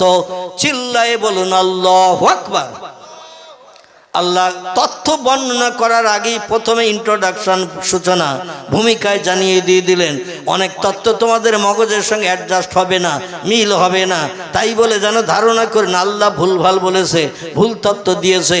এই জন্য প্রথমে কোরআন বর্ণনা করার আগেই আমি বলে দিলাম আমার কোরআনে যত বিষয়ে তথ্য পরিবেশন করা আছে, লা রাইবা ফি, কোনো তথ্যের ভিতরে শকসভা সন্দেহ নাই, মিথ্যা নাই, ভুল নাই, কোনো বাজে কথা একটাও লেখা নাই, যা আছে সব ট্রু ফ্যাক্ট, সত্য। তাহলে 3টির একটা চলে গেল। রাতের বেলা দিন, দিনের বেলা রাত করতে পারেন কে? আল্লাহ। এখন সেটা বাস্তবে আমি প্রমাণ না দিলে তো আপনাদের মগজে দুশ্চিন্তা ঢুকে থাকবে, ঠিক না ভুল? হুজুর বললেন যে আল্লাহ পারেন, কিন্তু প্রমাণটা তো দেখালেন না, কি ঠিক না ভুল? আচ্ছা, এই প্রমাণটা দেখাবো। এই আয়াতে আল্লাহ আরেকটা তত্ত্ব দিয়েছেন, অতুখরিজুল হাইয়া মিনাল মাইয়াতে অতুখরিজুল মাইয়াতা মিনাল হাইয়ে ওয়াতারযুকু মান তাশাউ বিগাইরি হিসাব। চিল্লায়ে বলুন একটু আল্লাহু আকবার। আল্লাহ এই আয়াতে আরো একটা তথ্য দিলেন, রিজিক রুজির মালিক আমি আল্লাহ। আমার দেওয়া খাবার এক দানা বাড়তি কেউ খেতে পারে না। আমি যেটা বান্দা সৃষ্টির জন্য বরাদ্দ করি সেটাই তার নসিবে জোটে। আমি আল্লাহ যেটা বরাদ্দ করি না, হাজার চেষ্টা করলেও তার নসিবে সেটা জুটবে না। জোরে বলুন একটু সুবহানাল্লাহ। এই আয়াতে তথ্য এসেছে 3টি, তবে আমি আপনাদের কাছে তথ্য পরিবেশন করেছি 3টি। রিজিক রুজির বিষয়টা আজকের আর বলবো না, তবে এই প্রথম 2টি আপনাদের কাছে তথ্য দেই। তারপরে আল্লাহ সময় সুযোগ দিলে 3টির আরেকটি তথ্য আপনাদের কাছে দেব। সকলে বলুন আমিন। আচ্ছা, অসুবিধা হচ্ছে তো নাকি? হচ্ছে না? অসুবিধা হচ্ছে না আমার ভাইরা? তাহলে আমি আপনাদের কাছে তথ্য দিই আল্লাহ রাতকে কেমন দিন করেন, দিনকে কেমন রাত করেন। অতীতকাল থেকে নিয়ে ভবিষ্যৎকাল পর্যন্ত পৃথিবীর কোনো মানুষের বাবার ক্ষমতা হবে না রাতকে দিন করা, দিনকে রাত করা। আল্লাহ বলছেন আমি করতে পারি। তাহলে একটি প্রমাণ আপনাদের কাছে দেব না থাকবে? যদি বলেন হুজুর ওটা দিতে হবে না, আমরা জানি, তাহলে ইনশাল্লাহ আমি পরবর্তীটায় যাব। কি আপনাদের জানা আছে? তথ্য আছে? জানা নেই? আল্লাহু আকবার। যদি বলতেন যে আমার জানা আছে হুজুর, তাহলে আমি সবাইকে বলতাম ওনার কাছ থেকে শুনে নেবেন, এটা আমি হাত থেকে বেঁচে গেলাম, পরবর্তী আর 2টো দেই। তাহলে এটাও জানা নেই। তথ্য দেই আপনাদের কাছে, খুব সংক্ষেপ করে বলি, কারণ 3টি তথ্য দিতে গেলে অনেক সময় লেগে যাবে। আমি খুব শর্ট করে বলি, অসুবিধা হবে না তো? খুব শর্ট করে বলি। পয়গম্বর মুহাম্মদ রাসূলুল্লাহ সাল্লাল্লাহু আলাইহি ওয়াসাল্লামের মেয়ে ছিল কটি? কথা বলে। আজকের ওয়াজ করে আমি পরিতৃপ্ত হতে পারছি না। মানে আজকের আপনারা সারাদিন খাননি, রমজান মাস আসতেছে সেই চিন্তায় আজকের কি না খেয়ে রয়েছেন নাকি সবাই? না খেয়ে থাকলে একটু ক্ষুধা লাগলে দেখবেন মিষ্টি জিনিসও তিতো লাগে, টক লাগে। তো আপনাদের এখন টক তিতো লাগতেছে নাকি? আচ্ছা, দুপুরবেলা খেয়েছেন কে কে? একটু হাত তোলেন তো দেখি। দুপুরে কে কে খেয়েছেন? একটু চাদরের ভেতরে হাত উঁচা করেন, ফেরেশতারা একটু ফটো করে নিক। নারায়ে তাকবীর, নারায়ে তাকবীর। এই হাত তুলতে কষ্ট হলো? এই হাত খোদার কসম জাহান্নামে যাবে না। আল্লাহর কোরআনের সত্যতার সার্টিফিকেট দিয়ে যে হাত উঁচু করলেন চাদরের ভিতর থেকে, কম্বলের ভিতর থেকে বা কোনো কাপড়ের ভিতর থেকে, এই হাতটা আল্লাহর কোরআনের পক্ষে সাক্ষ্য দিয়ে হাত উঁচু করেছেন, এই হাতটা আপনার জাহান্নামে যাবে না। আচ্ছা, এই হাতটা যদি জান্নাতি হয় আর বডিগুলো সব জাহান্নামে যাবে তো নাকি? কথা বলেন। এই বডিগুলো মুখে মদ খেয়েছেন, সুদের ব্যবসা করেছেন, হাত দিয়ে টাকা লেনদেন করেছেন, কারো গালে চড় মেরেছেন, কটু কথায় জবান দিয়ে কারো গালি দিয়েছেন, কারো পা দিয়ে লাথি মেরেছেন, তো পা দিয়ে অপরাধ করেননি? করেছেন না করেননি? হাত দিয়ে চড় মেরেছেন, অপরাধ হলো না? হলো না? জবান দিয়ে মদ খেয়েছেন, গালের অপরাধ হলো না? হলো না? এই গালিগালাজ করেছেন মুখ দিয়ে, অপরাধ হলো না? হলো না? তাহলে এই অপরাধী এদের শাস্তি হলো জাহান্নাম। টোটাল বডির অঙ্গ প্রত্যঙ্গ যে যে কাজ করবে এ কাজের প্রতিদান হলো জাহান্নাম, কোরআনের বিরুদ্ধচারণ কাজ করলে। কিন্তু পয়গম্বর মুহাম্মদ রাসূলুল্লাহ বলছেন হাতটা কি আলাদা করা যাবে? এ বলেন, হাতটা আলাদা করা যাবে? এই অপরাধী বডির সঙ্গে হাতটা জোড়ানো আলাদা। হাতটা হাত ধরে টানলে বডিটা সব যাবে না? যাবে না? বডিটা সব যাবে। এই হাতে সেদিন জবান খুলে দেবে, আলিয়ামা নাকতেমু আলা আফওয়াহিম ওয়া তুকাল্লিমুনা আইদিহিম ওয়া তাশহাদু আরজুলুহুম বিমা কানু ইয়াকসিবুন। জোরে বলুন একটা আল্লাহু আকবার। কোরআনের 22 পারা সূরা ইয়াসিন। কি সূরা বললাম? সূরা ইয়াসিন। আল্লাহ বলছেন আল্লাহ পাক হাসরে মাঠে যেদিন হাজির করবেন সেদিন জবানকে আল্লাহ মোহর মেরে দেবেন। আলিয়াউমা নাকতামু আলা আফওয়াহিম, জবান বন্ধ করে দেবেন। ওয়া তুকাল্লিমুনা আইদিহিম, হাত সেদিন জবান খুলে কথা বলবে। কার পুকুরে রাতের বেলা জাল ফেলে জাল টেনে টেনে মাছ ধরে এনেছেন, হাত সেদিন সাক্ষ্য দেবে। পা দিয়ে হেঁটে চলে গেছেন আপনি চুরি করতে, ডাকাতি করতে, ছিনতাইগিরি করতে, পরের দরজায় কড়া নাড়া দিতে। বিধবা নারী, তার স্বামী ঘরে নাই, রাত 12টা 1টা 2টোর সময় দরজার কড়া নাড়া দিতে গেছেন। জীবন যৌবনে খোদানে বৃদ্ধি করবেন, পা দিয়ে হেঁটে গেছেন না জাননি? সেখানে যেতে গেলে তো পা দিয়ে হেঁটে যেতে হবে। পা সেদিন জবান খুলে দিয়ে দেবে, দিয়ে বলে আল্লাহ আমার দিয়ে এই কাজগুলো করিয়েছিল। হাত বললে আল্লাহ আমার দিয়ে এই কাজগুলো করেছিল। আল্লাহ আপনার জবান আমার জবান বন্ধ করে দিয়ে দেবেন। সেদিন অঙ্গ প্রত্যঙ্গ কথা বলবে, আর অপরাধের শাস্তি হিসাবে আল্লাহ অঙ্গ প্রত্যঙ্গগুলো জাহান্নামের আগুনে জ্বালাবেন। তাহলে আমাদের দেহগুলো জ্বলবে না? জ্বলবে না? অপরাধের কারণে দেহগুলো তো জ্বলবে, কিন্তু এই জান্নাতি হাতটা দেহের সঙ্গে অ্যাডজাস্ট হওয়ার কারণে আল্লাহ বলে হাত তুমি জান্নাতে চলে যাও। আমার কোরআনের পক্ষে সাক্ষ্য দিয়েছিলে, আমি আল্লাহ বড় পছন্দ করেছিলাম, এই জন্য তুমি জান্নাতে যাও। হাত বলবে আল্লাহ আমি তো একা জান্নাতে যেতে পারবো না, টোটাল অঙ্গ প্রত্যঙ্গ বডির সঙ্গে আমার হাত বডির সঙ্গে জোড়া। আল্লাহ তখন বলবেন বডি ছাড়া তুমি যেতে পারবে না। হাত বলবে লা ইয়া রব্বি, আমার পক্ষে বডি ছাড়া যাওয়া সম্ভব হবে না। আল্লাহ বলেন তোমার মর্যাদার খাতিরে আমি অপরাধী বডিটাকেও জান্নাত হালাল বানিয়ে দিলাম। নারায়ে তাকবীর। এই মজলিসে আল্লাহু আকবার বলা যেমন লাভ, হাত তোলাও তেমন লাভ। কিন্তু আমরা অনেকে মনে মনে চিন্তা করি সামনে সলিমউদ্দিন চাচা, আব্দুল করিম দাদা, আব্দুর রহমান ভাই আছে, ওরা যা পারে করুক, আমরা পেছনের দিকে খেজুর গাছের গোড়ায় আছি, আমরা ওই মামা জয় জয় করে দেব। ঠিক বললাম না ভুল বললাম? এরকম কাণ্ড ঘটে। পয়গম্বর মুহাম্মদ রাসূলুল্লাহর কন্যা কজন? 4 জন। আল্লাহু আকবার। এইবার একটু জবান সরিয়েছে, আওয়াজটা বেশ আমার কান পর্যন্ত এসেছে। এত সময় এরকম জোরের আওয়াজ আসেনি। আল্লাহু আকবার। 4 জন। এই 4 জন কন্যাদের ভিতরে সব থেকে কনিষ্ঠ ছোট কন্যাটি কে ছিল? আলহামদুলিল্লাহ। ওয়াজ শুনে শুনে, বই না পড়লো, ওয়াজ শুনে শুনে অনেক জিনিস মুখস্থ করা যায়। ঠিক না ভুল? মুখস্থ করা যায়। এই ফাতেমাতুজ জহরা রাদিয়াল্লাহু আনহার সঙ্গে হযরতে আলী মুর্তজা রাদিয়াল্লাহু আনহু বিশ্ব নবীর 4 জন প্রিয় সাহাবীর ভিতরে একজন। রসুলের কাছের মানুষ ছিল 4 জন। কজন? 4 জন। আবু বকর, ওমর, ওসমান, আলী মুর্তজা রাদিয়াল্লাহু আনহু, এই 4 জন ছিল। এই 4 জনের একজনের নাম হযরতে আলী। পয়গম্বর মুহাম্মদ রাসূলুল্লাহ আল্লাহর পছন্দটাকে বাস্তবে রূপদান করতে যে আলীর সঙ্গে ফাতেমার বিয়ে দিয়েছিল। খুব ভালো করে শুনেন, খুব সংক্ষেপ করে বলছি। হযরতে আলীর চাল ছিল না, চুলো ছিল না, জায়গা ছিল না, জমি ছিল না, ব্যবসা ছিল না, কিছুই ছিল না। পয়গম্বরের বিবি হযরতে মাইশাতুল হুমায়রার উনানে যেদিন হাঁড়ি উঠত, সেদিন আলীর নসিবে কিছু জুটত। আলী 24 ঘন্টা পয়গম্বরের পাশে পাশে থাকার চেষ্টা করত। জোরে বলুন একটু সুবহানাল্লাহ। পয়গম্বর বিবিদের নিয়ে যখন ঘরের ভিতরে যেতেন, আলীর তখন বিয়ে হয়নি, আলী দরজার সামনে বাইরে থাকতেন। মানে নবী যখন যেখানে যায় আলী সঙ্গী হয়ে যায়, লেজের মতো জুড়ে জুড়ে পয়গম্বরের সঙ্গে থাকতেন। জোরে বলুন সুবহানাল্লাহ। এই আলীর সঙ্গে বিয়ে হয়ে গেল ফাতেমার। বিশ্বনবী মুহাম্মদ রাসূলুল্লাহ আলীর জন্য একটা ভাড়া ঘর ঠিক করে দিলেন, কারণ আলীর কোনো বসত বাড়ি ছিল না। মসজিদে নববীতে হযরতে আলী কাল কাটাতে। নবী বলেন, আলী আজ আর মসজিদে নববীতে থাকলে হবে না, মায়েশার ঘরের দরজার সামনে শুয়ে থাকলে হবে না।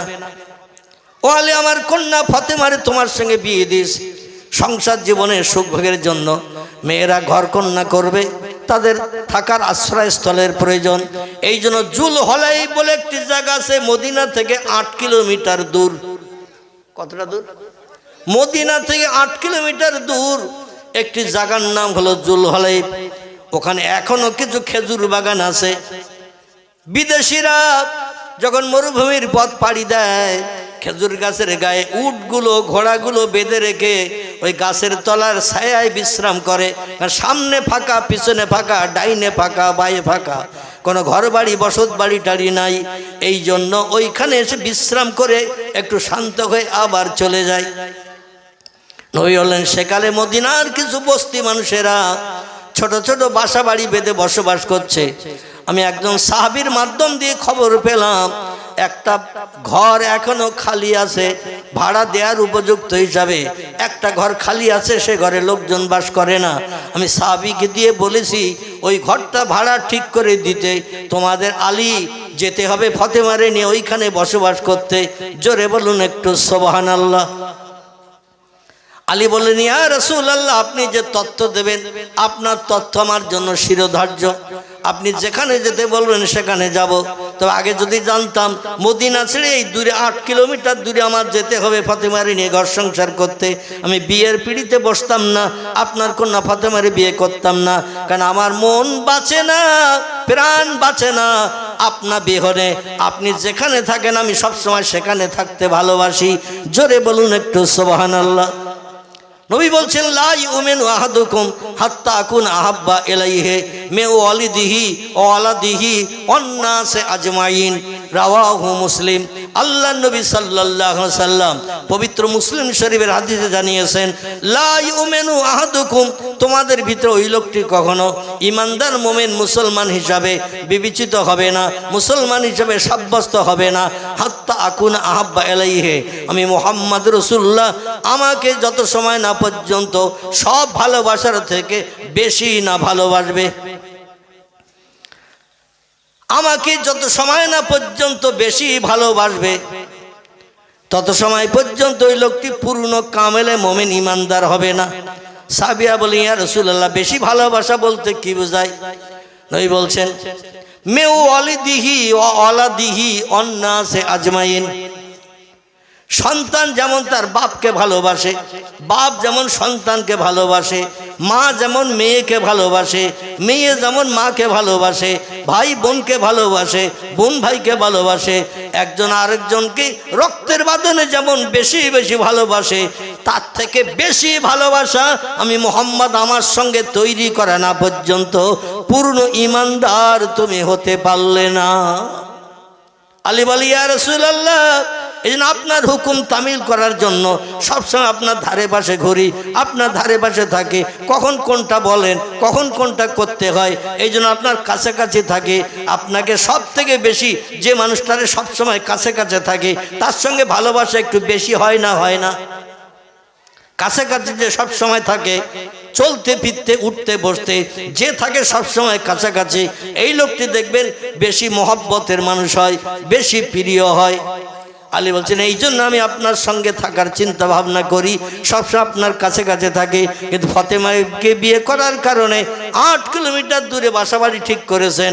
আমি সেখান থেকে কখন আসবার কখন যাব। বিশ্বাস করি ইয়া রাসূলুল্লাহ, প্রতি ওয়াক্তে প্রথম কাতারে আপনার পিছনে আমি ইক্তেদা করার চিন্তা ভাবনা করি।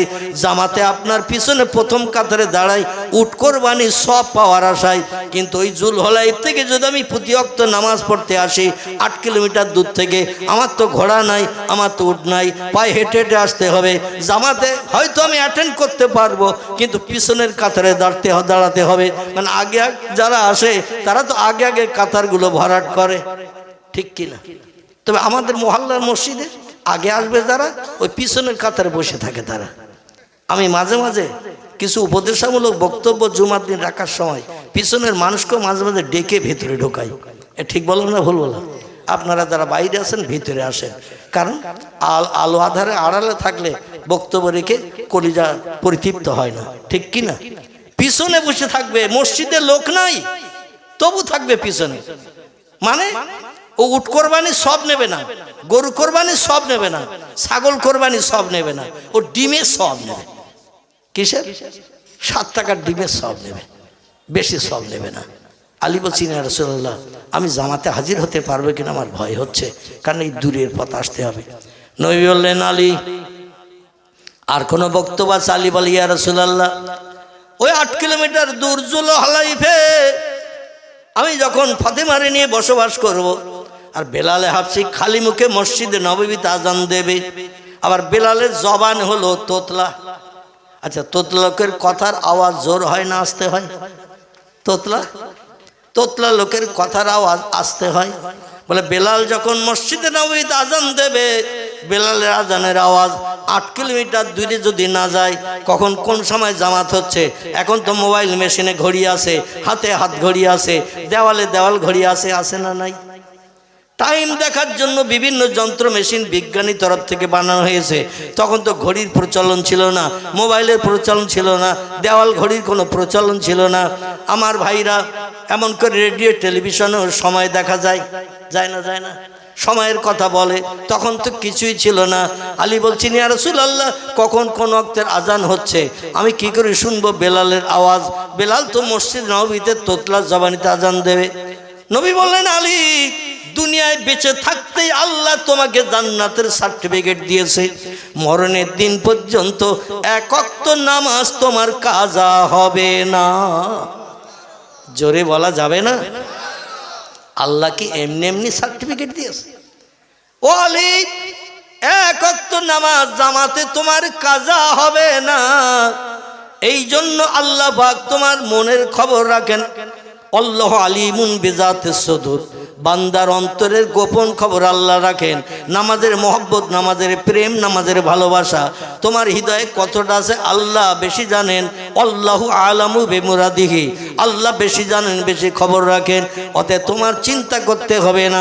বেলাল তোতলা জবানিতে আজান দিল, এই মসজিদে নবীর হাওয়া জুলহলাইফে তোমার কানে আগে পৌঁছে দেবে।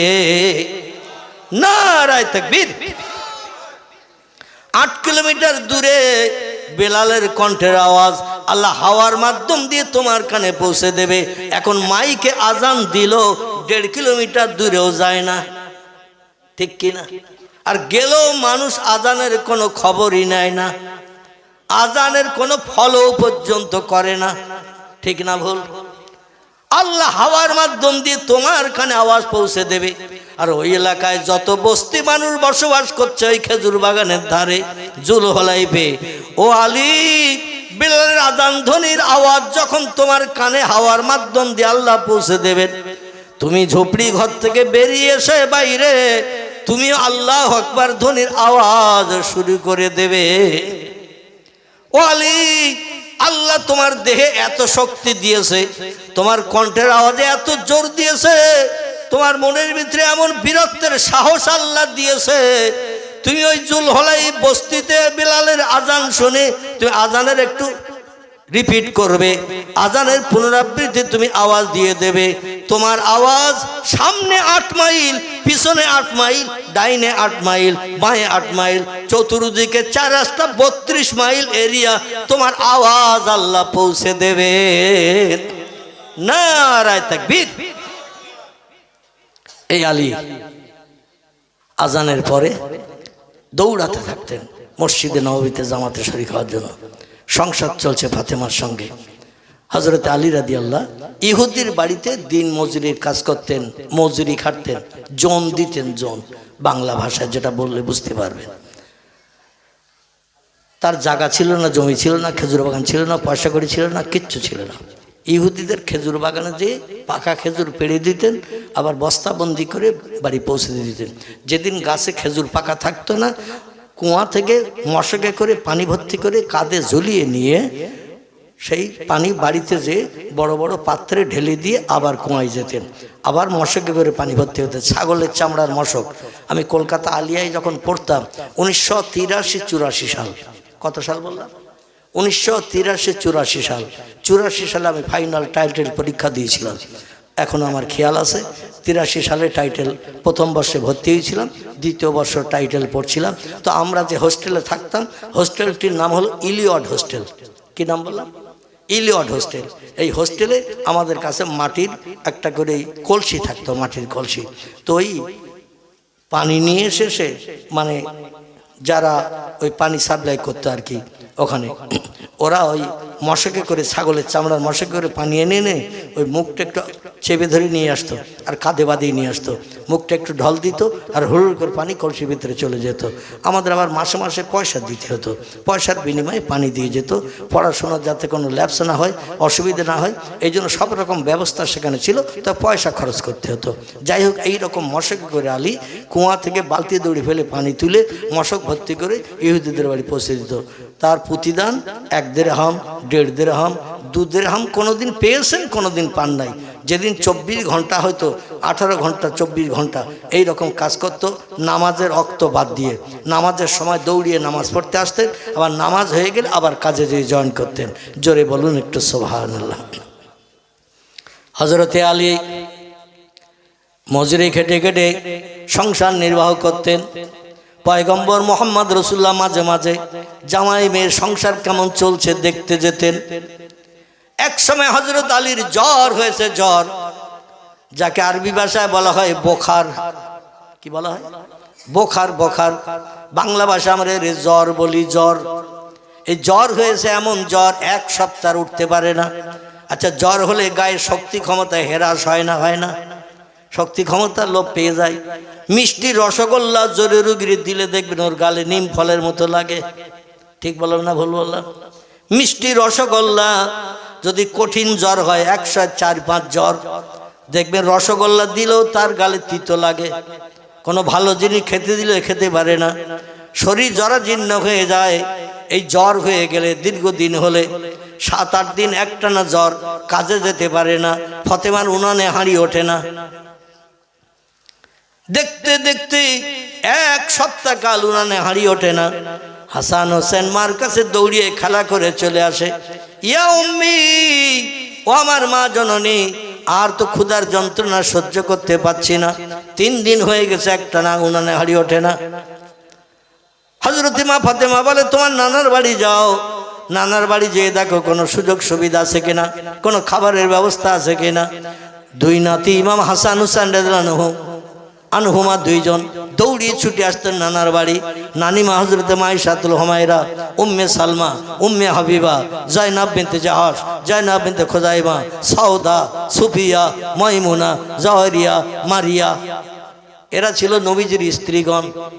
এদের বাড়িতে আসলে যে কোনো একজন স্ত্রীর ঘর থেকে কিছু না কিছু খাবারের ব্যবস্থা হতো। জোরে বলুন একটু সুবহানাল্লাহ। দেখতে দেখতে 7 দিন হয়ে গেছে, হযরত আলী কাজে যেতে পারে না। হাসান হোসেনকে ফাতেমা বলে, নানার বাড়ি যাও, নানি আম্মা যাদের কাছে যাও। হাসান হোসেন বলে, এক বাড়িতে কতবার যাব, কতবার যে হাত পাতবো, আমাদের কি মান সম্মান নাই? আমরা হলাম তাম দুনিয়ার যুবকদের সর্দার, আমাদের বিনা অনুমতিতে কোনো যুবক পুরুষ জান্নাতে যেতে পারবে না। আল্লাহ জান্নাতে যেতে গেলে আমাদের অনুমতির দরকার হবে। আর আমরা বারবার নানি মার কাছে আর নানি আম্মার কাছে হাত পেতে এইভাবে খাবার চাবো, ভিক্ষা করব, এটা আমাদের আর পছন্দ হয় না। আল্লাহ নবী বললেন ইসলাম শরীয়তের দুটি হালাল কাজ হলো সব থেকে নিকৃষ্ট। দুটি হালাল কাজ ইসলাম শরীয়তের সব থেকে নিকৃষ্ট হালাল। এর থেকে কম দরজার হালাল কাজ আর কিছু নাই। কাজটা হালাল, অবৈধ না বৈধ, তবে একেবারে নিকৃষ্ট হালাল, নিম্ন হালাল। সাহাবীরা বললেন মা হিয়া ইয়া রাসূলুল্লাহ, সেই কাজ দুটো কি কি? নিম্ন হালাল, যদিও হালাল যদিও ভালো, কিন্তু নিম্ন কাজ। কাজ দুটি কি কি? নবীজি বললেন এক নম্বরের কাজ হলো স্ত্রীরে তালাক দেওয়া। কি দেওয়া? স্বামী স্ত্রীতে মতদ্বন্দ্ব হয়েছে, ঝগড়াঝাটি হয়েছে, কথা কাটাকাটি হয়েছে, আর সঙ্গে সঙ্গে একে দমে 11 বার বলে দিয়েছে তোরে তালাক দিলাম, তালাক দিলাম, তালাক দিলাম, তালাক দিলাম, একদমই যতবার বলা যায়। খিদিরপুরে অবশ্য এত বলে না, আমাদের গ্রামে এরকম ঘটনা অনেক জায়গায় ঘটেছে। দুর্ভাগ্য, এখনো তারা সেই স্ত্রী নিয়ে ঘর সংসার করছে, এখনো তারা সেই স্ত্রী নিয়ে ঘর সংসার করছে, স্ত্রীকে শোধরিয়ে নেয়নি। ইসলাম শরীয়তের নিয়ম আছে, রাগের মাথায় পড়ে যদি স্ত্রীর তালাক দেয় কেউ, ধৈর্য ধরতে না পারে, ইসলাম শরীয়তের নিয়ম আছে স্ত্রীকে আবার নেওয়ার, কিন্তু সেটা তাহলিল করতে হবে, অন্য জায়গায় বিয়ে দিতে হবে, সে স্বামী ছেড়ে দেবে, 3 মাস 10 দিন পরে আবার আপনি বিয়ে করে পুরনো স্ত্রী ঘরে তুলতে পারবেন। কিন্তু এই অপরের কাছে বিয়ে দিতে হবে, এটার কেউ মেনে নিতে চাচ্ছে না। এমন ঘটনা অনেক জায়গায় অহরহ ঘটছে। নাউজুবিল্লাহি মিন জালিক, জোরে বলুন নাউজুবিল্লাহ। আমার ভাইরা, নবী বললেন দুটি নিকৃষ্ট হালালের ভিতরে, নিম্ন হালালের ভিতরে একটি নিম্ন হালাল হলো স্ত্রীকে তালাক দেওয়া। তুমি তোমার স্ত্রীর আচার ব্যবহারে খুশি হতে পারো নাই, এই জন্য তুমি তারে পৃথক করছো, তোমার সংসার নির্বাহের জন্য আর একটা ওই জাতের মেয়ে তো তোমার ঘরে আনতে হবে। তুমি তো কোনো ছেলেকে বিয়ে করে সংসার চালাতে পারবে না, আর একটা মেয়ের বিয়ে করতে হবে। যে স্ত্রীর তালাক দিয়েছো ওরও বেকাহার, যে মেয়েটা আবার বিয়ে করে আনবে তারও বেকাহার। যে স্ত্রীর সঙ্গে ঝামেলা হয়েছে, যার কারণে তালাক দিয়েছো, এই স্ত্রীর তুমি ঘরে আনছো নতুন, এর সঙ্গে কি ঝামেলা হবে না? এ সার্টিফিকেট তোমারে দিল কে? কি বোঝা গেল? আবার নতুন যে স্ত্রীকে আনছো একটি স্ত্রীর তালাক দিয়ে, এ তো বেকাহারের তৈরি, এরও সঙ্গে তো সংসার করতে গেলে ঝামেলা হবে, কথা কাটাকাটি হবে, গালিগালাজ হবে। তাহলে এইভাবে তুমি সারা জীবনকে বে করবে আর তালাক দেবে? বরং ধৈর্য ধরো, সবর ইখতিয়ার করো, যেভাবে মানিয়ে নিয়ে সংসার চালানো যায় সেভাবে চালাও। এই কাজটা হলো একেবারে নিকৃষ্ট, কম দরজার হালাল। আর একটা হালাল আল্লাহ নবী বলছেন ইসলাম শরীয়তে আর একটা হালাল আছে, নিম্ন হালাল। সে হালালটি হলো কারো কাছে হাত পেতে কিছু চাওয়া। বোঝা গেল? কারো কাছে হাত পেতে কিছু চাওয়া, এটা হলো একেবারে নিম্ন হালাল। এই জিনিসটা আমি আল্লাহর নবী কোনোদিন কারো কাছে হাত পেতে কিছু চাই নাই, আর আল্লাহ যেন আমার চাইতে না দেয়। কারো কাছে হাত পেতে কিছু চাওয়াটা এটা বড় নিন্দনীয়, লজ্জাকর ব্যাপার। মুসলমানদের ঘরের কিছু মানুষ দেখবেন 10,000 20,000 টাকা ব্যাংক ব্যালেন্স রয়েছে, তবু ভিক্ষা করে বেড়াচ্ছে। আছে না নাই? জায়গা জমি আছে 1-1.5 বিঘে, 2 বিঘে, 4 বিঘে জমি রয়েছে, ভিক্ষা করে বেড়াচ্ছে। পাকা ঘর বাড়ি রয়েছে, সাদ্য পাকা ঘর বাড়ি, পরের বাড়ি ঝিয়ের কাজ করলে যথেষ্ট তার চলে, গায়ে শক্তি ক্ষমতা আছে, ও ভিক্ষা করে খাচ্ছে। পরের কাছে শুধু এই দরজায় হাত পাতা, মা কিছু দাও, ভিক্ষা দাও, এটা দাও, ওটা দাও, যেটা দেখবে ওরা সেটা চাবে। দুনিয়া সব যদি ধরিয়ে দেন তাও ওদের কলিজা ভরবে না। ঠিক বলো না? বললো না? যেটা দেখবে সেটা চাবে। এই ভিক্ষুকদের এটা ব্যাড হ্যাবিট, এটা বদ অভ্যাস। একটা দড়িতে যদি শাড়ি মেলে দেওয়া থাকে সেটাও চাবে, আমার শাড়ি ছেঁড়া, পরার কিচ্ছু নেই, ওই শাড়িটা আমার দেবো। এমন ভাবে দরদ দেখাবে, কলিজা আপনার আগুনে কলিজা বরফের মতন ঠান্ডা হয়ে যাবে। পরে খোঁজ নিয়ে দেখা যাচ্ছে ওর বাড়ি 7খানা শাড়ি তোলা করে ভাঁজ করে রাখা দিয়েছে। বলছে আমার ছেঁড়া শাড়ি পরার মতন নাই, তোমার ওই শাড়িটা আমার দাও বুবুজান। এই ঘটনা ঘটে না? ঘটে না? আমার বাড়িতে তো ঘটে। আমার ভাইয়ের নবী বলছেন কারো কাছে হাত পাতাটা হলো নিন্দনীয় হালাল।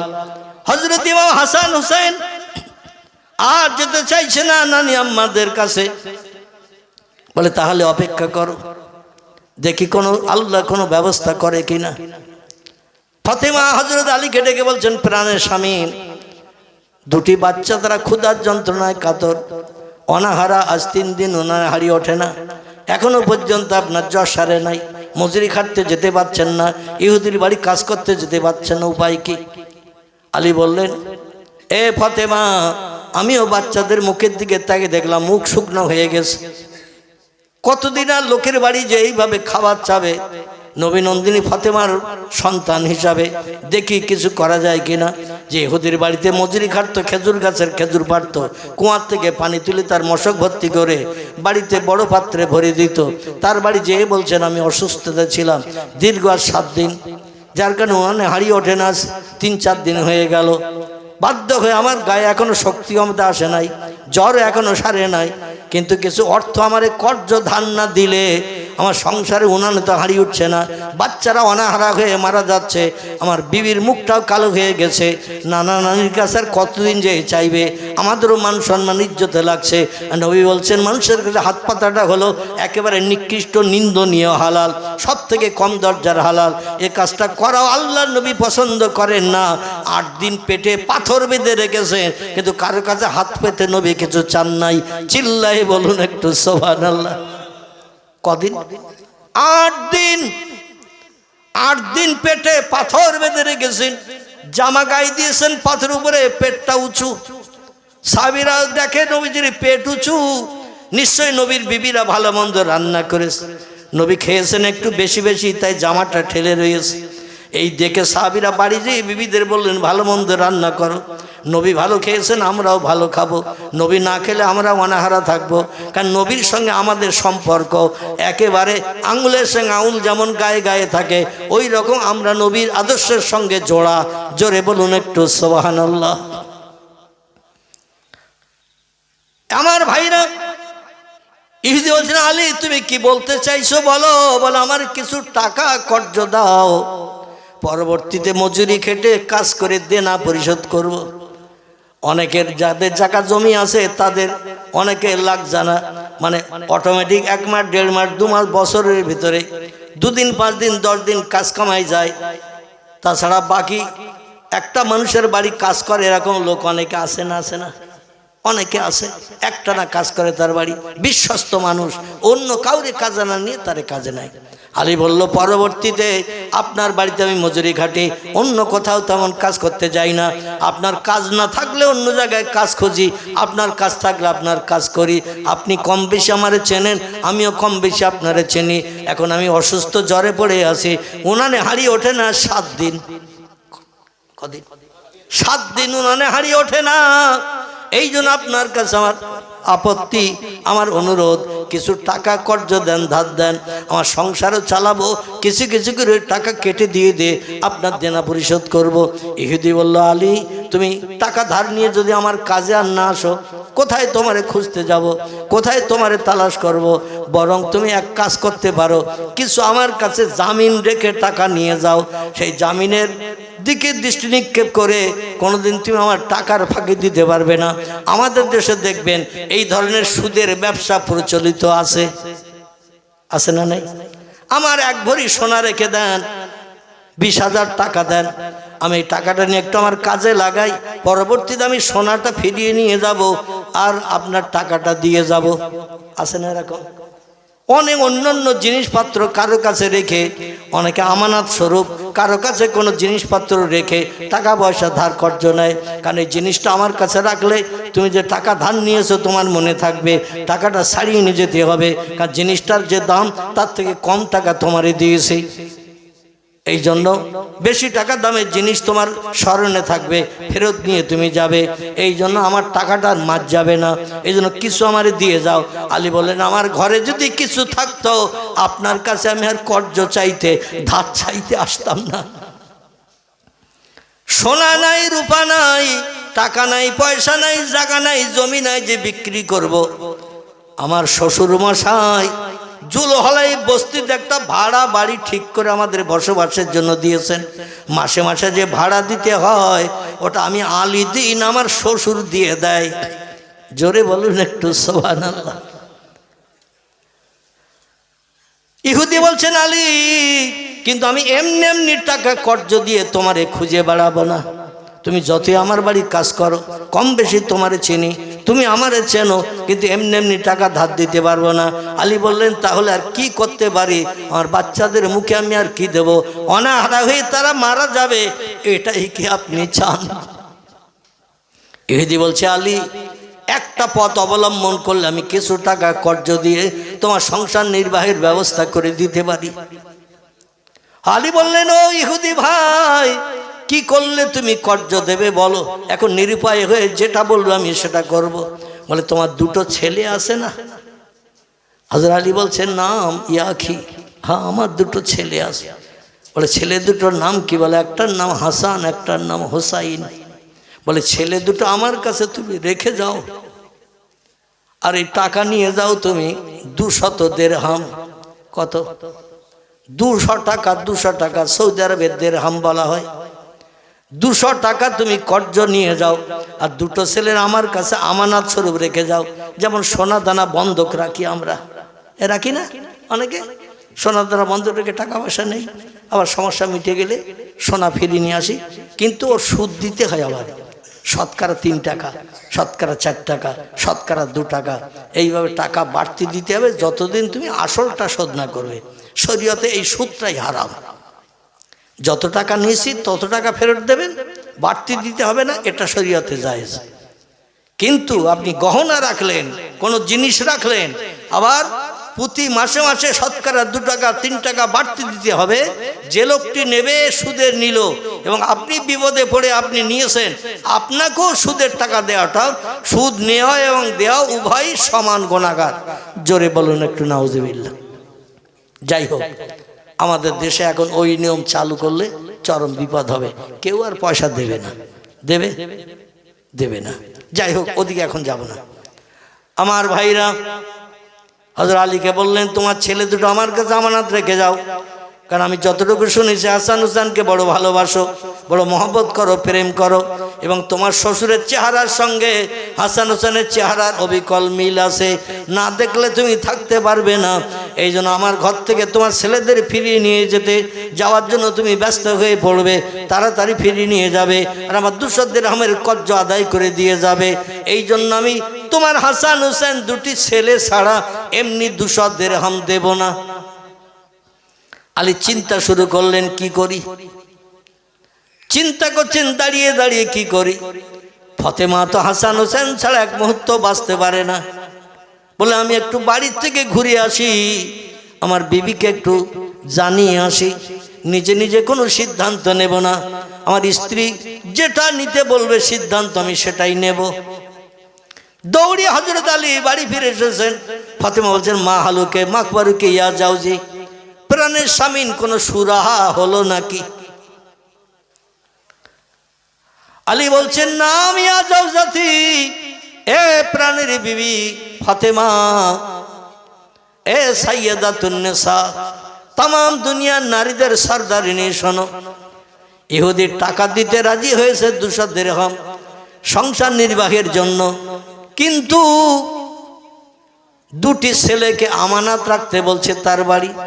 আমি টাকা শুধু যদি নিয়ে আসি হয় তার যাব না, তার বাড়ি টাকা ফেরত দেব না, এই ধারণা করছে ইহুদি।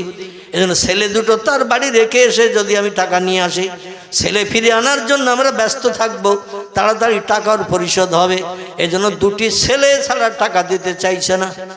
বলে, কতদিন? বলে, 1 মাসের সময় দিয়েছে, 1 মাসের ভিতরে টাকা পরিশোধ করতে হবে। হাসান হোসেনকেও ছেড়ে দেবে, আমাদের 2 ছেলে বাড়ি ফিরে চলে আসবে। হযরত ফাতেমা বলে, নিরুপায় হয়ে বলছেন, এছাড়া তো আর কোনো উপায় পাচ্ছি না, না খেয়ে অনাহারা হয়ে বাচ্চা দুটোকে মারা যাবে, ইহুদি বাচ্চা দুটোর খেতে দেবে তো? বলে, হ্যাঁ, ইহুদির বাড়ি থাকলে ইহুদি খেতে দেবে, ওদের খাওয়ার চিন্তা করতে হবে না, আমাদেরও সংসারটা 200 দিরহাম খরচ করলে আমরা ইনশাল্লাহ বেশ কিছুদিন চালাতে পারবো, আল্লাহ সুস্থ করলে আবার মজুরি খেটে অল্প অল্প করে দেনা পরিশোধ করব। আর 1 মাসের সময় নিয়েছি যখন, আর অসুবিধা নাই, 1 মাসের ভিতরে 200 দিরহাম আমি কিছু কিছু গস্তিত রেখে রেখে শোধ করে হাসান হোসেনকে বাড়ি ফিরিয়ে আনবো। ফাতেমা বলেন, না মিয়া যাওজি, এ প্রাণের স্বামী, তবে তাই হোক, আপনার কথার উপরে কথা বলবো না। সংসারের এই দুশ্চিন্তা দূর করার জন্য, অভাব দূরীকরণের জন্য আপনি যে সিদ্ধান্ত নিয়েছেন, আপনার সিদ্ধান্ত আমি একমত হলাম। তবে সংসারে পরিচালনার জন্য যেটা আয় করে নিয়ে আসবেন, একটু কম কম সংসারে খরচ করে টাকা গস্তিত রেখে 1 মাসের ভিতরে ফিরে আনার চেষ্টা করবেন। আলী বললেন, না আমি আর যাও জাতি, ওটা আমারে বলতে হবে না, তোমার বাবা আমারে বলেছে, আনা মদিনাতুল ইলমে ওয়া আলিউন বাবুহা, আমি হলাম জ্ঞানের শহর, আর ওই শহরের দরজা হলো হযরতে আলী। তোমার বাবা আমার নামে সার্টিফিকেট দিয়েছে, তাম দুনিয়ার মুসলমানদের ভিতরে, ইমানদার মোমেনদের ভিতরে আল্লাহ পাক পয়গম্বরের পরে আমার জ্ঞান সব থেকে বেশি দিয়েছেন। তাম পৃথিবীর মুসলমানদের ভিতরে পয়গম্বরের পরে আল্লাহ যদি কাউরে ইসলাম শরীয়তের জ্ঞান দিয়ে থাকেন, সে জ্ঞানটা আল্লাহ আমাকেই বেশি দিয়েছেন। জোরে বলুন একটু সুবহানাল্লাহ। অবশ্যই আমি চিন্তা ভাবনা রাখবো। ফাতেমার 2 বেটাকে বাবার সঙ্গে পাঠিয়ে দিলেন, যাও বাবা, তোমার বাবা তোমাদের নিয়ে যাচ্ছেন কোন এক জায়গায় কিছু দেখাতে। বললেন না যে তোমাদের 2 জনকে রেখে বাড়ি চলে আসবে কিছু টাকা কর্জ নিয়ে, তার বলেননি, বললে হয়তো তারা যাবে না। সংক্ষেপ কথা, আমার ভাইয়ের এই 2 জনকে নিয়ে এবার ইহুদির কাছে দিয়ে দিলেন। ইহুদি বলল, শোনো, 1 মাসের ভিতরে কিন্তু টাকা পরিশোধ করতে হবে।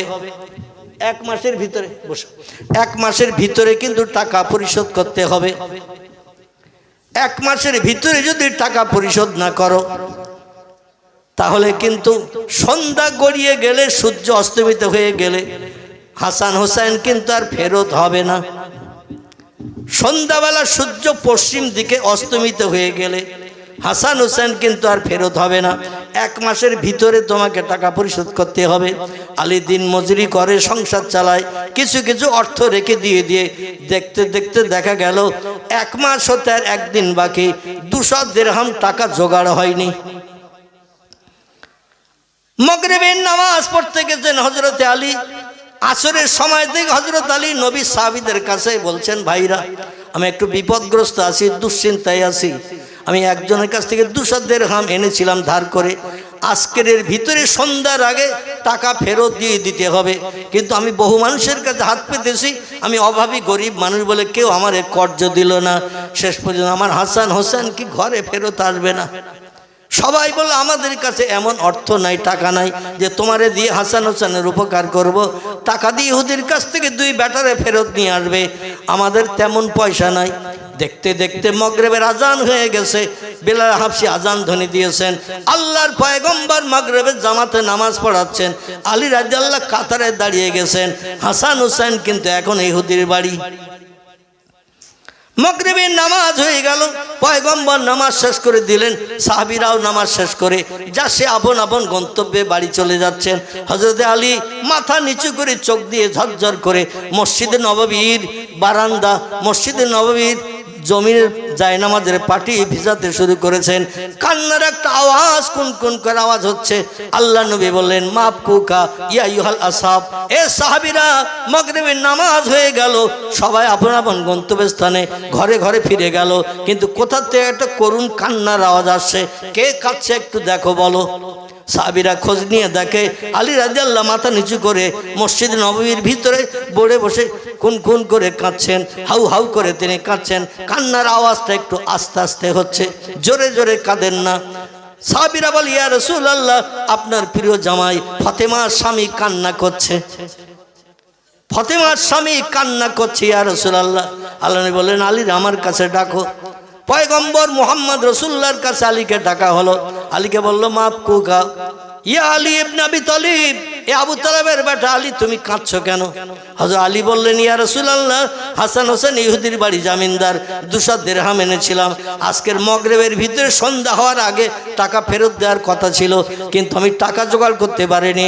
অনেক নবী সাহাবীদের কাছে ধার চেয়েছে, কর্জ চেয়েছে, তারা কেউ দিয়ে আমারে এই বিপদ থেকে উদ্ধার করতে পারেননি, তাই আর আমার দুই বেটাকে ইহুদি ফেরত দেবে না।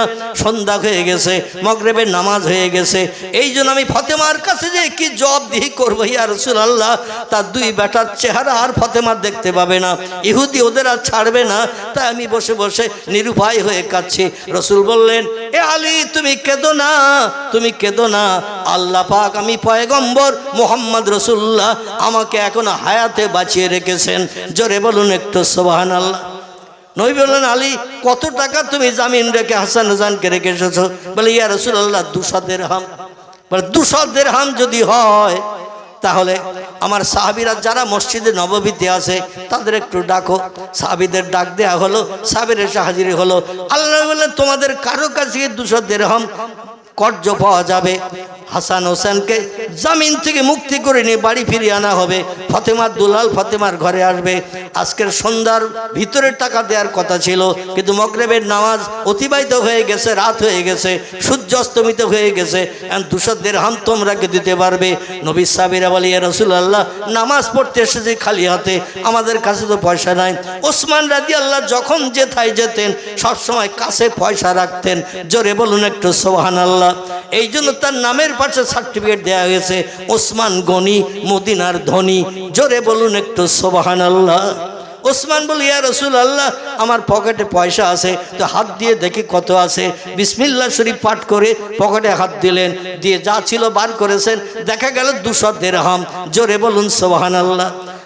হযরতে ওসমানকে নবী বললেন, ওসমান জান্নাত আমার একজন বন্ধু থাকবে, সে বন্ধু আবু বকর নয়, ওমরও নয়, ওসমান তুমি ছাড়া, আর আলী নয়, অন্য আব্দুর রহমান বিন আউফ নয়, জুবাইর বিন আওয়াম নয়, সাদ বিন আবি ওয়াক্কাস নয়, তলহা নয়, এমন করে অন্য অন্য সাহাবীরা কেউ নয়, আমার জান্নাতের বন্ধু হবে তুমি। জোরে বলুন একটু সুবহানাল্লাহ। ওসমানের হাতে টাকা নিয়ে আল্লাহর পয়গম্বর আলীর কাছে দিয়ে বললেন, যাও এই টাকা নিয়ে যাও, ইহুদির দেনা পরিশোধ করে হাসান হোসেনকে নিয়ে এসো। এই জন্য আমি 1 মাসাধিক কাল হাসান হোসেনকে দেখি না, দৌড়িয়ে দৌড়িয়ে আসে, আমার সঙ্গে গল্পগুজব করে, আমার সঙ্গে খেলা করে, কিন্তু তাদের আর দেখি না।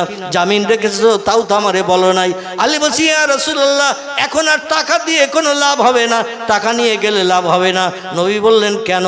বলে, সন্ধ্যার আগে টাকা দেওয়ার ওয়াদা ছিল, রাত হয়ে গেছে, মাগরিবের নামাজ হয়ে গেছে, রাতের বেলা টাকা দিলে ইহুদি নেবে না। নবী বললেন, আমি যাই নামাজের পার্টিতে আবার নফল নামাজে বসছি, আল্লাহর কাছে হাত তুলে তোমার 2 বেটার জন্য দোয়া করছি, যাও আল্লাহ ডুবন্ত সূর্য আবার উদয় করে দিন তৈরি করে দেবে। জোরে বলুন একটু সুবহানাল্লাহ। লম্বা ঘটনা আর আলোচনা করব না।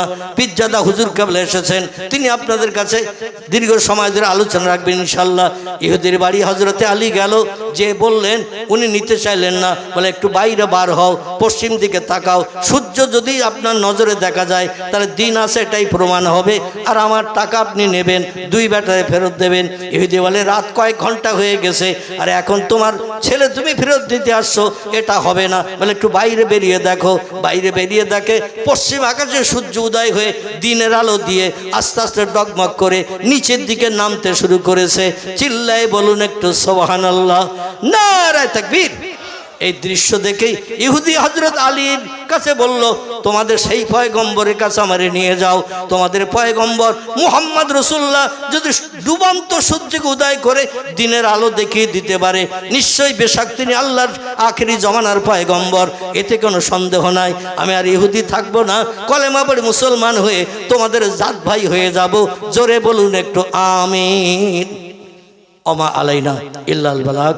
হুজুরের কাছে বেয়াদবির জন্য আমি ক্ষমা চাচ্ছি, মানে ঘটনাটা একেবারে শেষ অঙ্কে এসে গিয়েছিল, এই জন্য 2-4 মিনিট একটু বসিয়ে রাখলাম, এটা বেয়াদবি হলো।